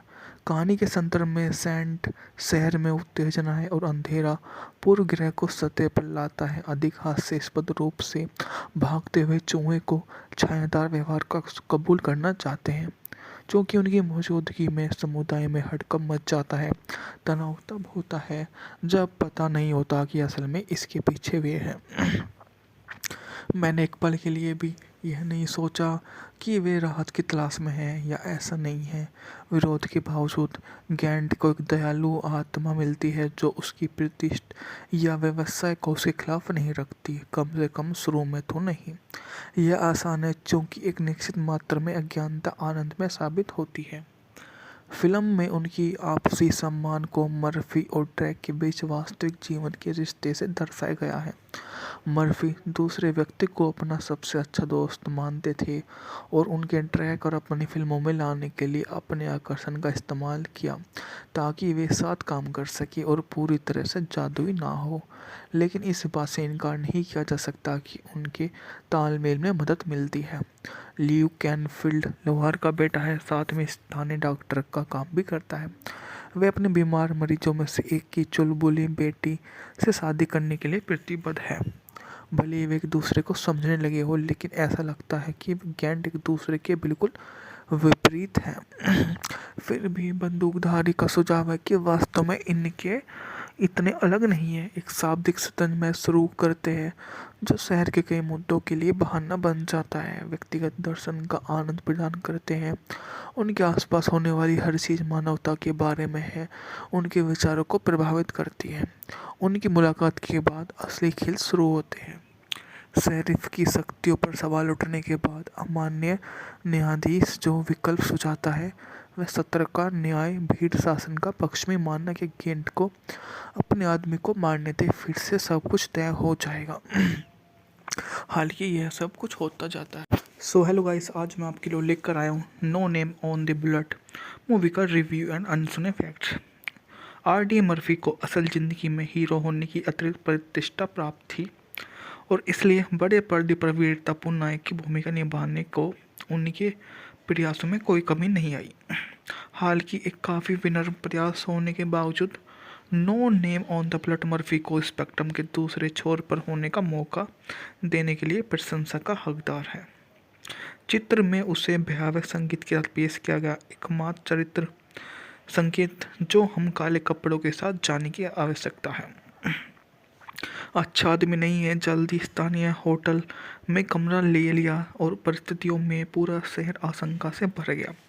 शुरुआत में कुछ हद तक बेतुका सेटअप लगता है, खुले तौर पर मेलोड्रामा पर टिका हुआ है। हालांकि मर्फी का कोई मतलब नहीं है, वे उम्र के हिसाब से ढल चुके हैं। भले ही मैंने उन्हें केवल कुछ फिल्मों में ही देखा है, लेकिन वे कभी भी आकर्षक लीड नहीं थे। आरंभ में उनकी युवावस्था ने उनकी सहायता की, साथ ही उनके असाधारण युद्ध रिकॉर्ड के रहस्य ने भी। यदि कुछ भी हो तो वह है साहस का जीवित रोमांच जो केवल शारीरिक कौशल पर आधारित नहीं है, जबकि पुराने पक्ष में निश्चित रूप से थे। वह एक बंदूकधारी की सामान्य धारणा को पूरा नहीं करते। जॉन गेट के रूप में उनका किरदार हालांकि खतरनाक और रूखा है, पहली नज़र में शायद ही दिलचस्प माना जा सकता है। वह एक चलता फिरता चरित्र लगता है, लेकिन जैसे जैसे वह बसता जाता है सब कुछ और भी मनोरंजक होता जाता है। वास्तव में फिल्म और भी भयानक होती जाती है, क्योंकि शहर के लोग जितना अधिक शामिल होते जाते हैं उनका किरदार उतना ही बेहतर होता जाता है। निहारत यह है कि उसका नाम हर आदमी में भय पैदा करता है, क्योंकि वह एक कुख्यात हत्यारा है जिसने अतीत में कम से कम 20 से 30 से लोगों को मार डाला है। हालांकि उसे कभी भी इस तरह का दोषी नहीं ठहराया गया, क्योंकि वह हमेशा ही अपने लक्ष्य को वापस लड़ने के लिए उकसाता है। सवाल बना हुआ है कि उसके पीछे है। बाद की पंचलाइन स्पष्ट लगती है, जब तक कि शहर छोड़ेगा, जब तक कि कोई मर चुका होगा। स्थानीय शेरिफ एक सभ्य व्यक्ति है जो फिर से खुद को असहाय महसूस करता है। अगर टेंट कुछ नहीं करता तो शहर में उसके रहने पर कोई कानून नहीं है। वह और उसका डिप्टी सिर्फ किले पर नज़र रख सकते हैं। यह कथात्मक अभिमान या स्थिर बेचैन गतिरोध है जो फिल्म का आधार साबित होता है। इसमें महज अनुस्मारक भी है जो No name on the Blood की नैतिकता नाटक से बहुत अधिक कार्य करता है। कहानी के संदर्भ में सेंट शहर में उत्तेजना है और अंधेरा पूर्व ग्रह को सतह पर लाता है। अधिक हास्यास्पद रूप से भागते हुए चूहे को छायादार व्यवहार का कबूल करना चाहते हैं, क्योंकि उनकी मौजूदगी में समुदाय में हड़कंप मच जाता है। तनाव तब होता है जब पता नहीं होता कि असल में इसके पीछे वे हैं। मैंने एक पल के लिए भी यह नहीं सोचा कि वे राहत की तलाश में हैं या ऐसा नहीं है। विरोध के बावजूद गैंट को एक दयालु आत्मा मिलती है जो उसकी प्रतिष्ठा या व्यवसाय को उसके खिलाफ नहीं रखती, कम से कम शुरू में तो नहीं। यह आसान है क्योंकि एक निश्चित मात्रा में अज्ञानता आनंद में साबित होती है। फिल्म में उनकी आपसी सम्मान को मर्फी और ड्रैक के बीच वास्तविक जीवन के रिश्ते से दर्शाया गया है। मर्फी दूसरे व्यक्ति को अपना सबसे अच्छा दोस्त मानते थे और उनके ड्रैक और अपनी फिल्मों में लाने के लिए अपने आकर्षण का इस्तेमाल किया ताकि वे साथ काम कर सके और पूरी तरह से जादुई ना हो। लेकिन इस बात से इनकार नहीं किया जा सकता कि उनके तालमेल में मदद मिलती है। ल्यू कैनफील्ड लोहार का बेटा है, साथ में स्थानीय डॉक्टर का काम भी करता है। वे अपने बीमार मरीजों में से एक की चुलबुली बेटी से शादी करने के लिए प्रतिबद्ध है। भले ही वे एक दूसरे को समझने लगे हो, लेकिन ऐसा लगता है कि गैंट एक दूसरे के बिल्कुल विपरीत हैं। फिर भी बंदूकधारी का सुझाव है कि वास्तव में इनके इतने अलग नहीं है। एक शाब्दिक सतंज में शुरू करते हैं जो शहर के कई मुद्दों के लिए बहाना बन जाता है, व्यक्तिगत दर्शन का आनंद प्रदान करते हैं। उनके आसपास होने वाली हर चीज़ मानवता के बारे में है, उनके विचारों को प्रभावित करती है। उनकी मुलाकात के बाद असली खेल शुरू होते हैं। शेरिफ की शक्तियों पर सवाल उठने के बाद अमान्य न्यायाधीश जो विकल्प सुझाता है वह सत्र का न्याय भीड़ शासन का पक्ष में मानना कि गेंट को अपने आदमी को मारने दे, फिर से सब कुछ तय हो जाएगा। हालांकि यह सब कुछ होता जाता है। सो हेलो गाइस, आज मैं आपके लिए लेकर आया हूँ no name on the blood movie का रिव्यू एंड अनसुने फैक्ट्स। आर.डी. मर्फी को असल ज़िंदगी में हीरो होने की अतिरिक्त प्रतिष्ठा प्राप्त थी और इसलिए बड़े पर्दे पर वीरतापूर्ण नायक की भूमिका निभाने को उनके प्रयासों में कोई कमी नहीं आई। हालांकि एक काफ़ी विनम्र प्रयास होने के बावजूद No name on the Blood Murphy को स्पेक्ट्रम के दूसरे छोर पर होने का मौका देने के लिए प्रशंसा का हकदार है। चित्र में उसे भयावह संगीत के साथ पेश किया गया एकमात्र चरित्र संकेत जो हम काले कपड़ों के साथ जाने की आवश्यकता है। अच्छा आदमी नहीं है। जल्दी स्थानीय होटल में कमरा ले लिया और परिस्थितियों में पूरा शहर आशंका से भर गया। शुरुआत में कुछ हद तक बेतुका सेटअप लगता है, खुले तौर पर मेलोड्रामा पर टिका हुआ है। हालांकि मर्फी का कोई मतलब नहीं है, वे उम्र के हिसाब से ढल चुके हैं। भले ही मैंने उन्हें केवल कुछ फिल्मों में ही देखा है, लेकिन वे कभी भी आकर्षक लीड नहीं थे। आरंभ में उनकी युवावस्था ने उनकी सहायता की, साथ ही उनके असाधारण युद्ध रिकॉर्ड के रहस्य ने भी। यदि कुछ भी हो तो वह है साहस का जीवित रोमांच जो केवल शारीरिक कौशल पर आधारित नहीं है, जबकि पुराने पक्ष में निश्चित रूप से थे। वह एक बंदूकधारी की सामान्य धारणा को पूरा नहीं करते। जॉन गेट के रूप में उनका किरदार हालांकि खतरनाक और रूखा है, पहली नज़र में शायद ही दिलचस्प माना जा सकता है। वह एक चलता फिरता चरित्र लगता है, लेकिन जैसे जैसे वह बसता जाता है सब कुछ और भी मनोरंजक होता जाता है। वास्तव में फिल्म और भी भयानक होती जाती है, क्योंकि शहर के लोग जितना अधिक शामिल होते जाते हैं उनका किरदार उतना ही बेहतर होता जाता है। निहारत यह है कि उसका नाम हर आदमी में भय पैदा करता है, क्योंकि वह एक कुख्यात हत्यारा है जिसने अतीत में कम से कम 20 से 30 से लोगों को मार डाला है। हालांकि उसे कभी भी इस तरह का दोषी नहीं ठहराया गया, क्योंकि वह हमेशा ही अपने लक्ष्य को वापस लड़ने के लिए उकसाता है। सवाल बना हुआ है कि उसके पीछे है। बाद की पंचलाइन स्पष्ट लगती है, जब तक कि शहर छोड़ेगा, जब तक कि कोई मर चुका होगा। स्थानीय शेरिफ एक सभ्य व्यक्ति है जो फिर से खुद को असहाय महसूस करता है। अगर टेंट कुछ नहीं करता तो शहर में उसके रहने पर कोई कानून नहीं है। वह और उसका डिप्टी सिर्फ किले पर नज़र रख सकते हैं। यह कथात्मक अभिमान या स्थिर बेचैन गतिरोध है जो फिल्म का आधार साबित होता है। इसमें महज स्मारक भी है जो No name on the Blood की नैतिकता नाटक से बहुत अधिक कार्य करता है। कहानी के संदर्भ में सेंट शहर में उत्तेजना है और अंधेरा पूर्व ग्रह को सतह पर लाता है। अधिक हास्यास्पद रूप से भागते हुए चूहे को छायादार व्यवहार का कबूल करना चाहते हैं, क्योंकि उनकी मौजूदगी में समुदाय में हड़कंप मच जाता है। तनाव तब होता है जब पता नहीं होता कि असल में इसके पीछे वे हैं। मैंने एक पल के लिए भी यह नहीं सोचा कि वे राहत की तलाश में हैं या ऐसा नहीं है। विरोध के बावजूद गैंट को एक दयालु आत्मा मिलती है जो उसकी प्रतिष्ठा या व्यवसाय को उसके खिलाफ नहीं रखती, कम से कम शुरू में तो नहीं। यह आसान है क्योंकि एक निश्चित मात्रा में अज्ञानता आनंद में साबित होती है। फिल्म में उनकी आपसी सम्मान को मर्फी और ट्रैक के बीच वास्तविक जीवन के रिश्ते से दर्शाया गया है। मर्फी दूसरे व्यक्ति को अपना सबसे अच्छा दोस्त मानते थे और उनके ट्रैक और अपनी फिल्मों में लाने के लिए अपने आकर्षण का इस्तेमाल किया ताकि वे साथ काम कर सके और पूरी तरह से जादुई ना हो। लेकिन इस बात से इनकार नहीं किया जा सकता कि उनके तालमेल में मदद मिलती है।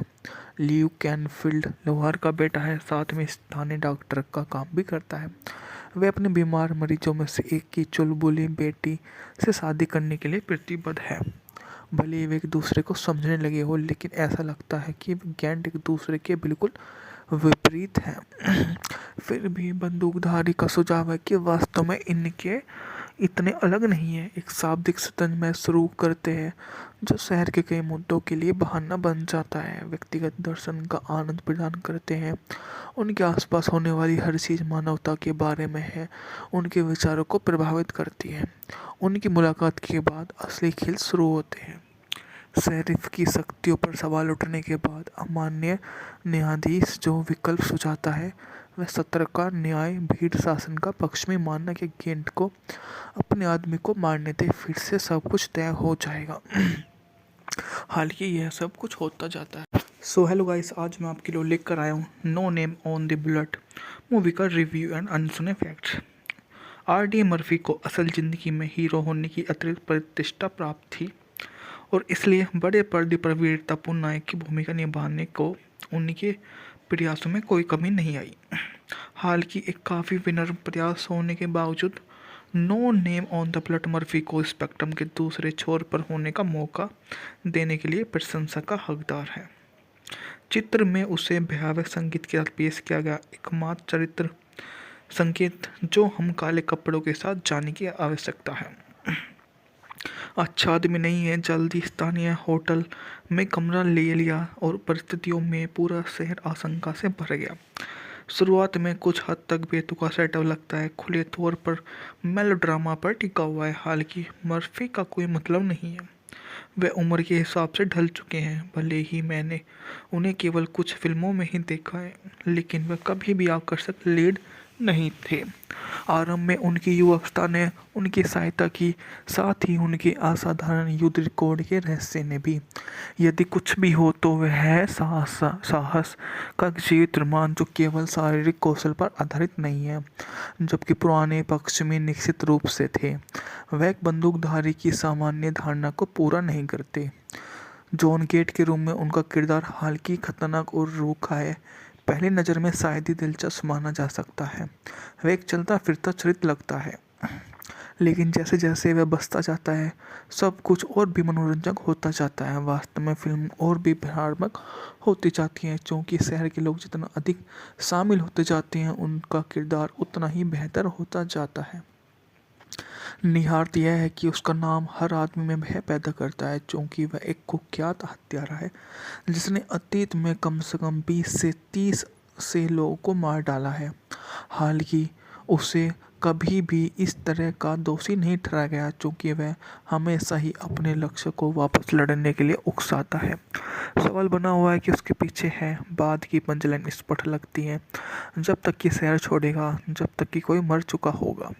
स्थानीय शेरिफ एक सभ्य व्यक्ति है जो फिर से खुद को असहाय महसूस करता है। अगर टेंट कुछ नहीं करता तो शहर में उसके रहने पर कोई कानून नहीं है। वह और उसका डिप्टी सिर्फ किले पर नज़र रख सकते हैं। यह कथात्मक अभिमान या स्थिर बेचैन गतिरोध है जो फिल्म का आधार साबित होता है।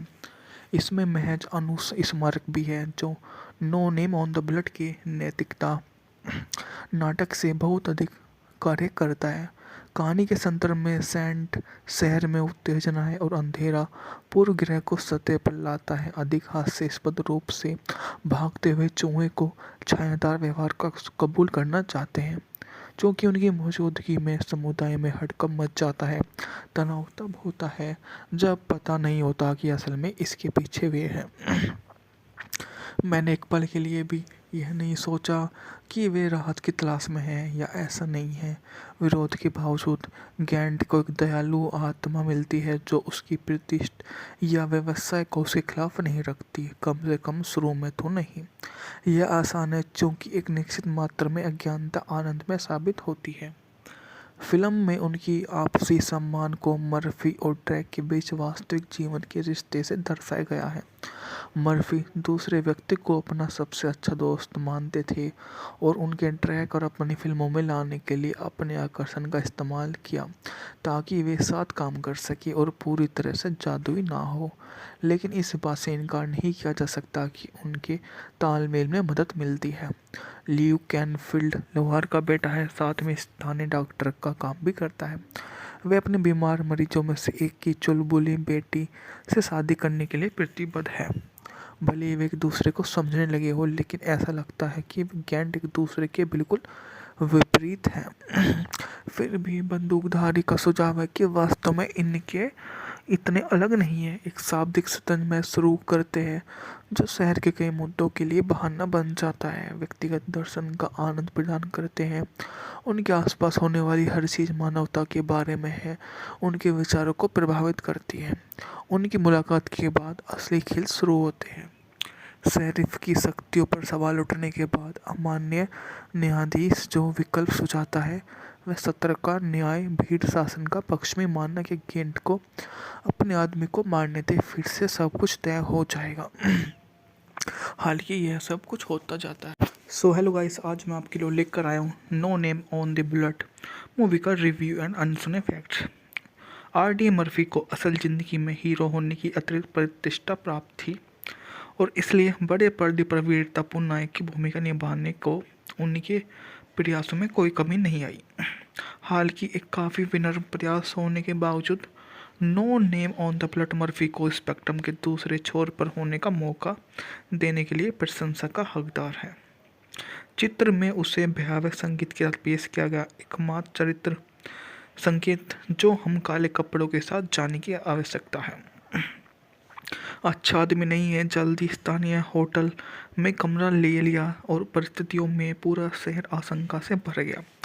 शुरुआत में कुछ हद तक बेतुका सेटअप लगता है, खुले तौर पर मेलोड्रामा पर टिका हुआ है। हालांकि मर्फी का कोई मतलब नहीं है, वे उम्र के हिसाब से ढल चुके हैं। भले ही मैंने उन्हें केवल कुछ फिल्मों में ही देखा है, लेकिन वे कभी भी आकर्षक लीड नहीं थे। आरंभ में उनकी युवावस्था ने उनकी सहायता की, साथ ही उनके असाधारण युद्ध रिकॉर्ड के रहस्य ने भी।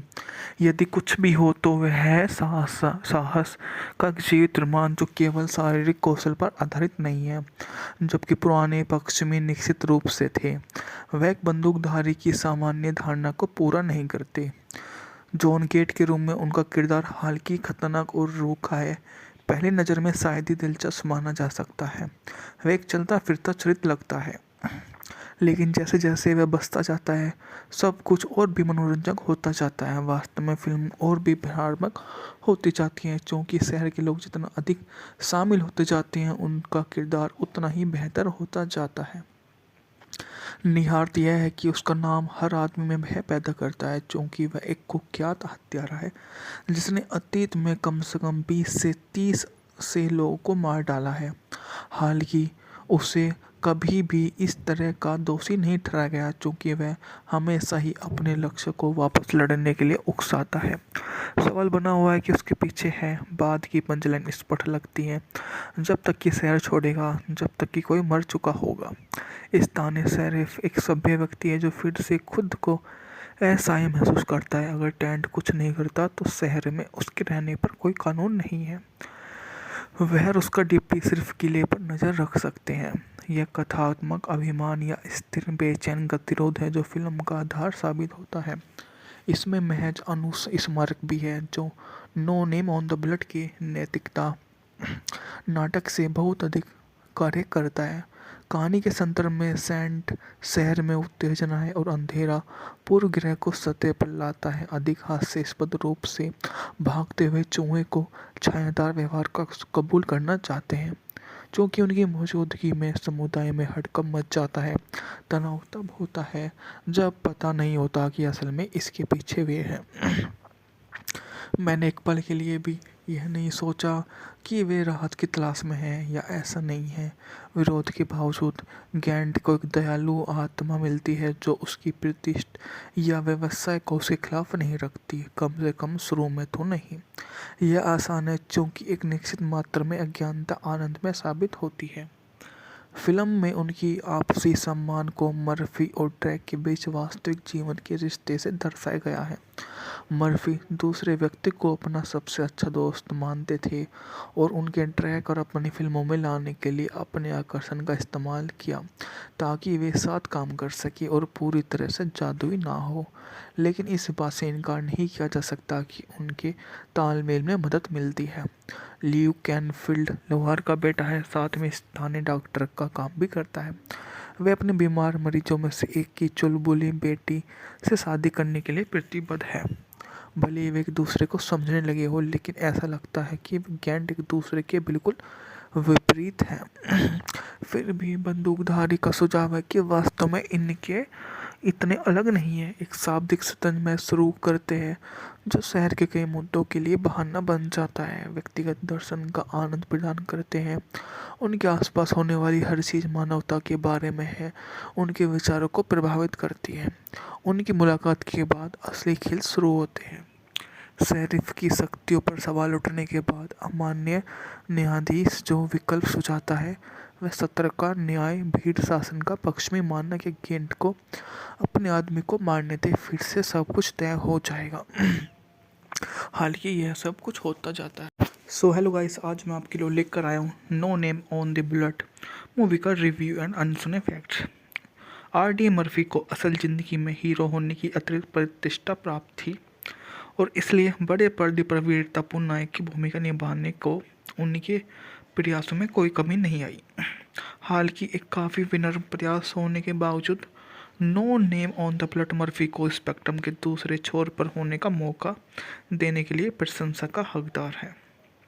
चित्र में उसे भयावह संगीत के साथ पेश किया गया एकमात्र चरित्र संकेत जो हम काले कपड़ों के साथ जाने की आवश्यकता है। अच्छा आदमी नहीं है। जल्दी स्थानीय होटल में कमरा ले लिया और परिस्थितियों में पूरा शहर आशंका से भर गया। शुरुआत में कुछ हद तक बेतुका सेटअप लगता है, खुले तौर पर मेलोड्रामा पर टिका हुआ है। हालांकि मर्फी का कोई मतलब नहीं है, वे उम्र के हिसाब से ढल चुके हैं। भले ही मैंने उन्हें केवल कुछ फिल्मों में ही देखा है, लेकिन वे कभी भी आकर्षक लीड नहीं थे। आरंभ में उनकी युवावस्था ने उनकी सहायता की, साथ ही उनके असाधारण युद्ध रिकॉर्ड के रहस्य ने भी।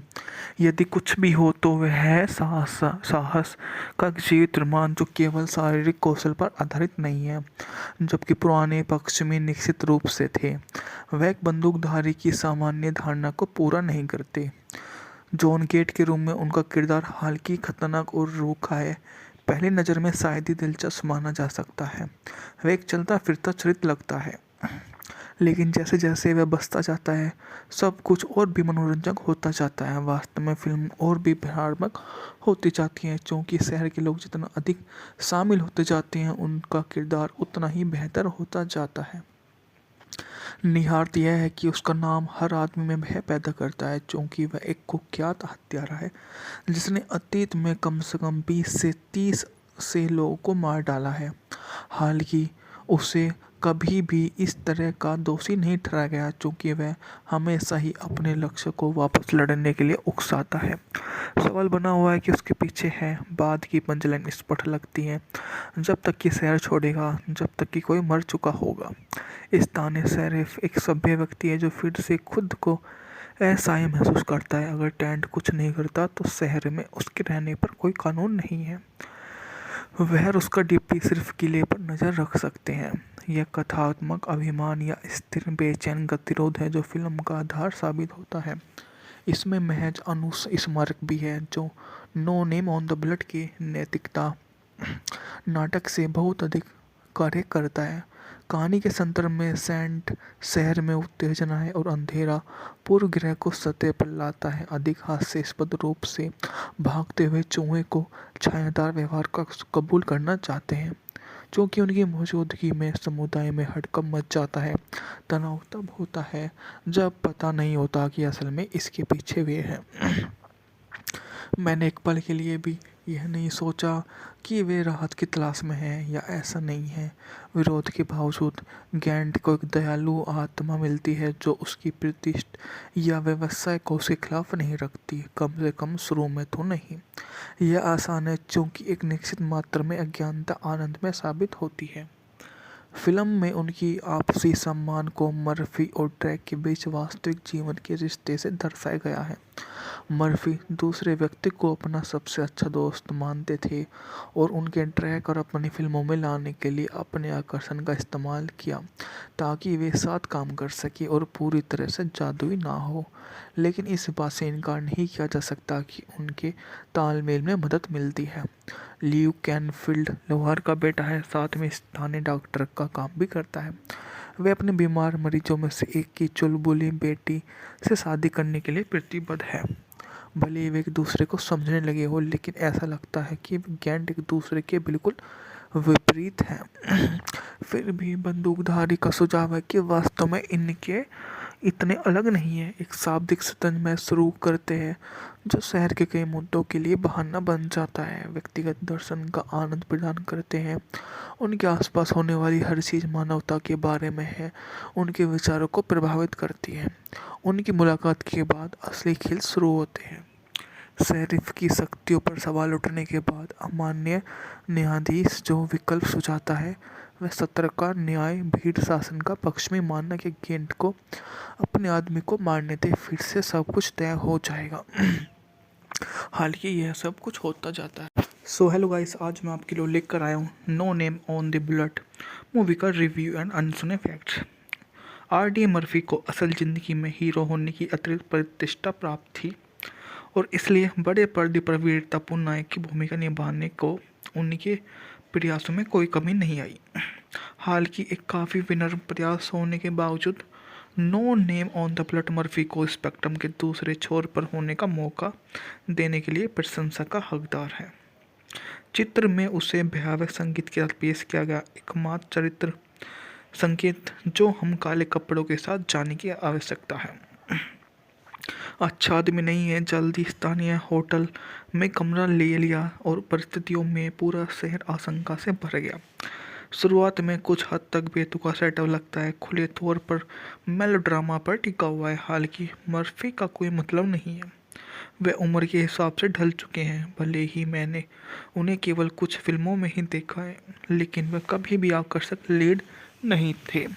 आरंभ में उनकी युवावस्था ने उनकी सहायता की, साथ ही उनके असाधारण युद्ध रिकॉर्ड के रहस्य ने भी। यदि कुछ भी हो तो वह है साहस का जीवित रोमांच जो केवल शारीरिक कौशल पर आधारित नहीं है, जबकि पुराने पक्ष में निश्चित रूप से थे।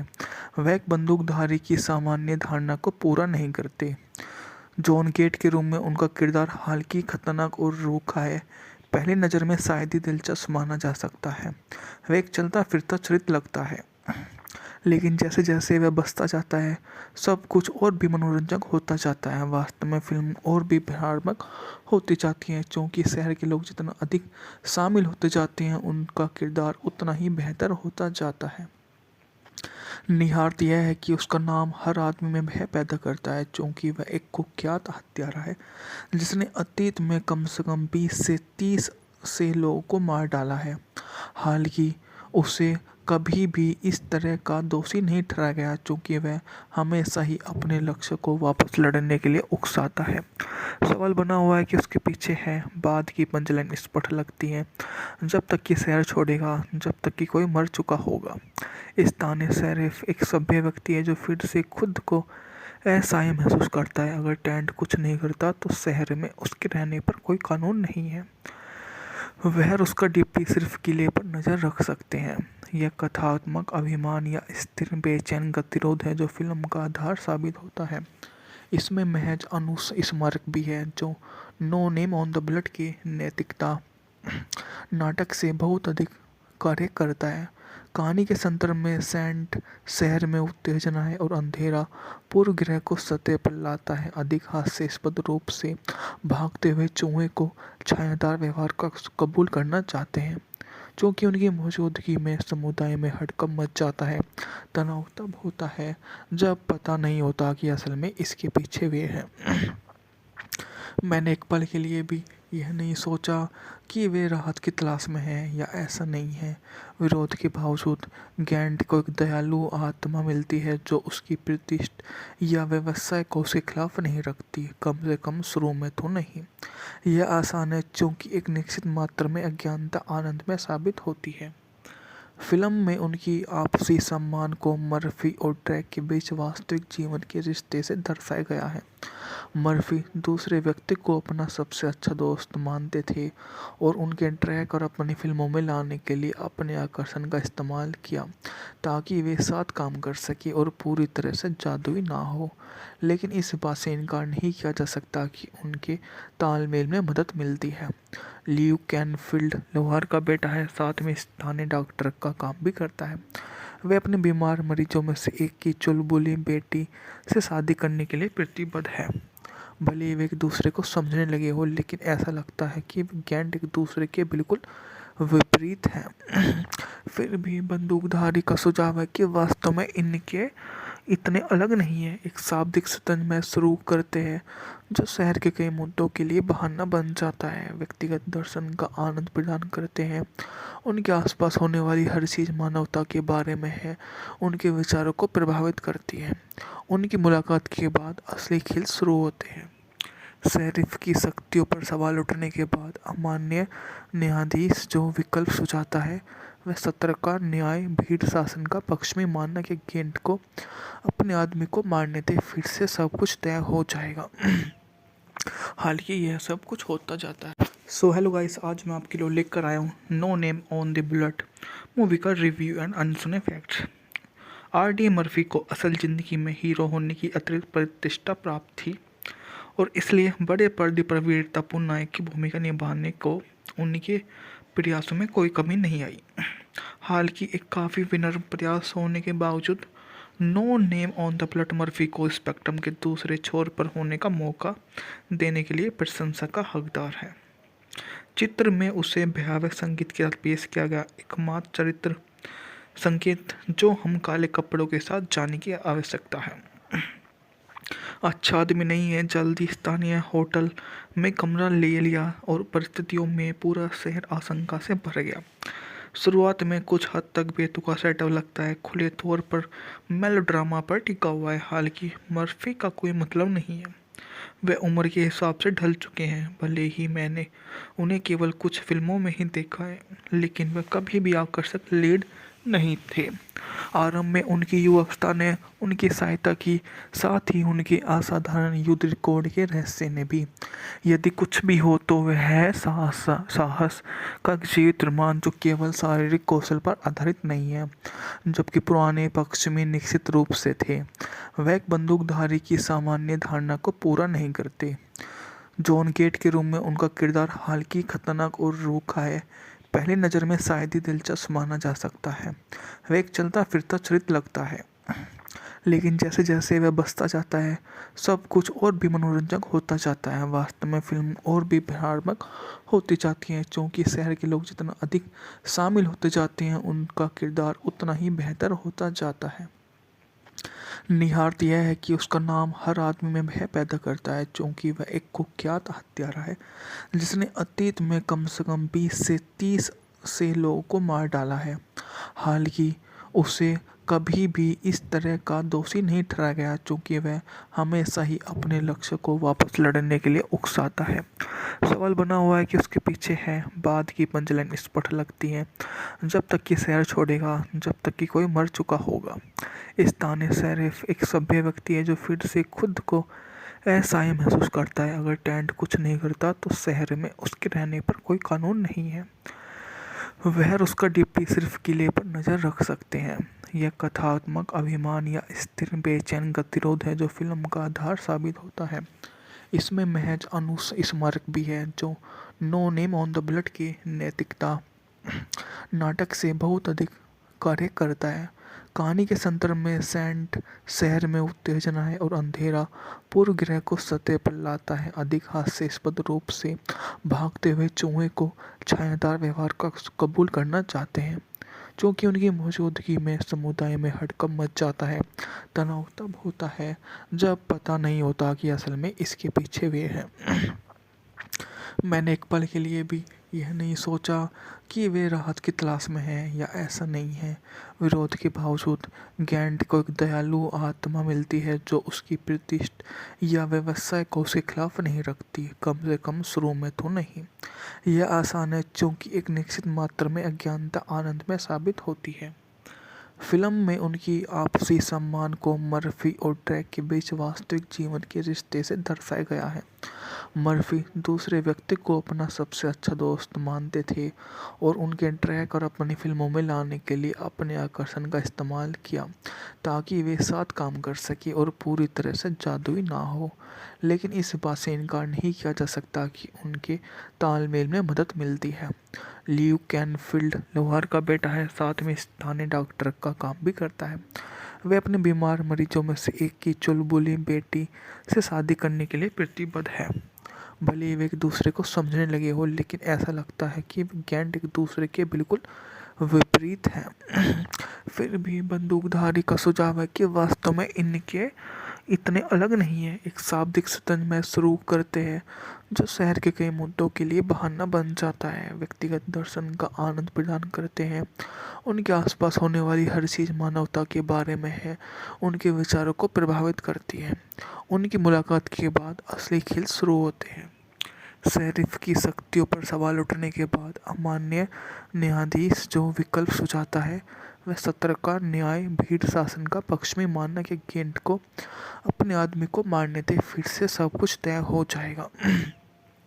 हालांकि यह सब कुछ होता जाता है, आवश्यकता है। अच्छा आदमी नहीं है। जल्दी स्थानीय होटल में कमरा ले लिया और परिस्थितियों में पूरा शहर आशंका से भर गया। शुरुआत में कुछ हद तक बेतुका सेटअप लगता है, खुले तौर पर मेलोड्रामा पर टिका हुआ है। हालांकि मर्फी का कोई मतलब नहीं है, वे उम्र के हिसाब से ढल चुके हैं। भले ही मैंने उन्हें केवल कुछ फिल्मों में ही देखा है, लेकिन वे कभी भी आकर्षक लीड नहीं थे। आरंभ में उनकी युवावस्था ने उनकी सहायता की, साथ ही उनके असाधारण युद्ध रिकॉर्ड के रहस्य ने भी। यदि कुछ भी हो तो वह है साहस का जीवित रोमांच जो केवल शारीरिक कौशल पर आधारित नहीं है, जबकि पुराने पक्ष में निश्चित रूप से थे। वह एक बंदूकधारी की सामान्य धारणा को पूरा नहीं करते। जॉन गेट के रूप में उनका किरदार हालांकि खतरनाक और रूखा है, पहली नज़र में शायद ही दिलचस्प माना जा सकता है। वह एक चलता फिरता चरित्र लगता है, लेकिन जैसे जैसे वह बसता जाता है सब कुछ और भी मनोरंजक होता जाता है। वास्तव में फिल्म और भी भयानक होती जाती है, क्योंकि शहर के लोग जितना अधिक शामिल होते जाते हैं उनका किरदार उतना ही बेहतर होता जाता है। निहारत यह है कि उसका नाम हर आदमी में भय पैदा करता है, क्योंकि वह एक कुख्यात हत्यारा है जिसने अतीत में कम से कम 20 से 30 से लोगों को मार डाला है। हालांकि उसे कभी भी इस तरह का दोषी नहीं ठहराया गया, क्योंकि वह हमेशा ही अपने लक्ष्य को वापस लड़ने के लिए उकसाता है। सवाल बना हुआ है कि उसके पीछे है। बाद की पंचलाइन स्पष्ट लगती है, जब तक कि शहर छोड़ेगा, जब तक कि कोई मर चुका होगा। स्थानीय शेरिफ एक सभ्य व्यक्ति है जो फिर से खुद को असहाय महसूस करता है। अगर टेंट कुछ नहीं करता तो शहर में उसके रहने पर कोई कानून नहीं है। वह और उसका डिप्टी सिर्फ किले पर नज़र रख सकते हैं। यह कथात्मक अभिमान या स्थिर बेचैन गतिरोध है जो फिल्म का आधार साबित होता है। इसमें महज अनुस्मारक भी है जो No name on the Blood के नैतिकता नाटक से बहुत अधिक कार्य करता है। कहानी के संदर्भ में सेंट शहर में उत्तेजना है और अंधेरा पूर्व ग्रह को सतह पर लाता है। अधिक हास्यास्पद रूप से भागते हुए चूहे को छायादार व्यवहार का कबूल करना चाहते हैं, क्योंकि उनकी मौजूदगी में समुदाय में हड़कंप मच जाता है। तनाव तब होता है जब पता नहीं होता कि असल में इसके पीछे वे हैं। मैंने एक पल के लिए भी यह नहीं सोचा कि वे राहत की तलाश में हैं या ऐसा नहीं है। विरोध के बावजूद गैंट को एक दयालु आत्मा मिलती है जो उसकी प्रतिष्ठा या व्यवसाय को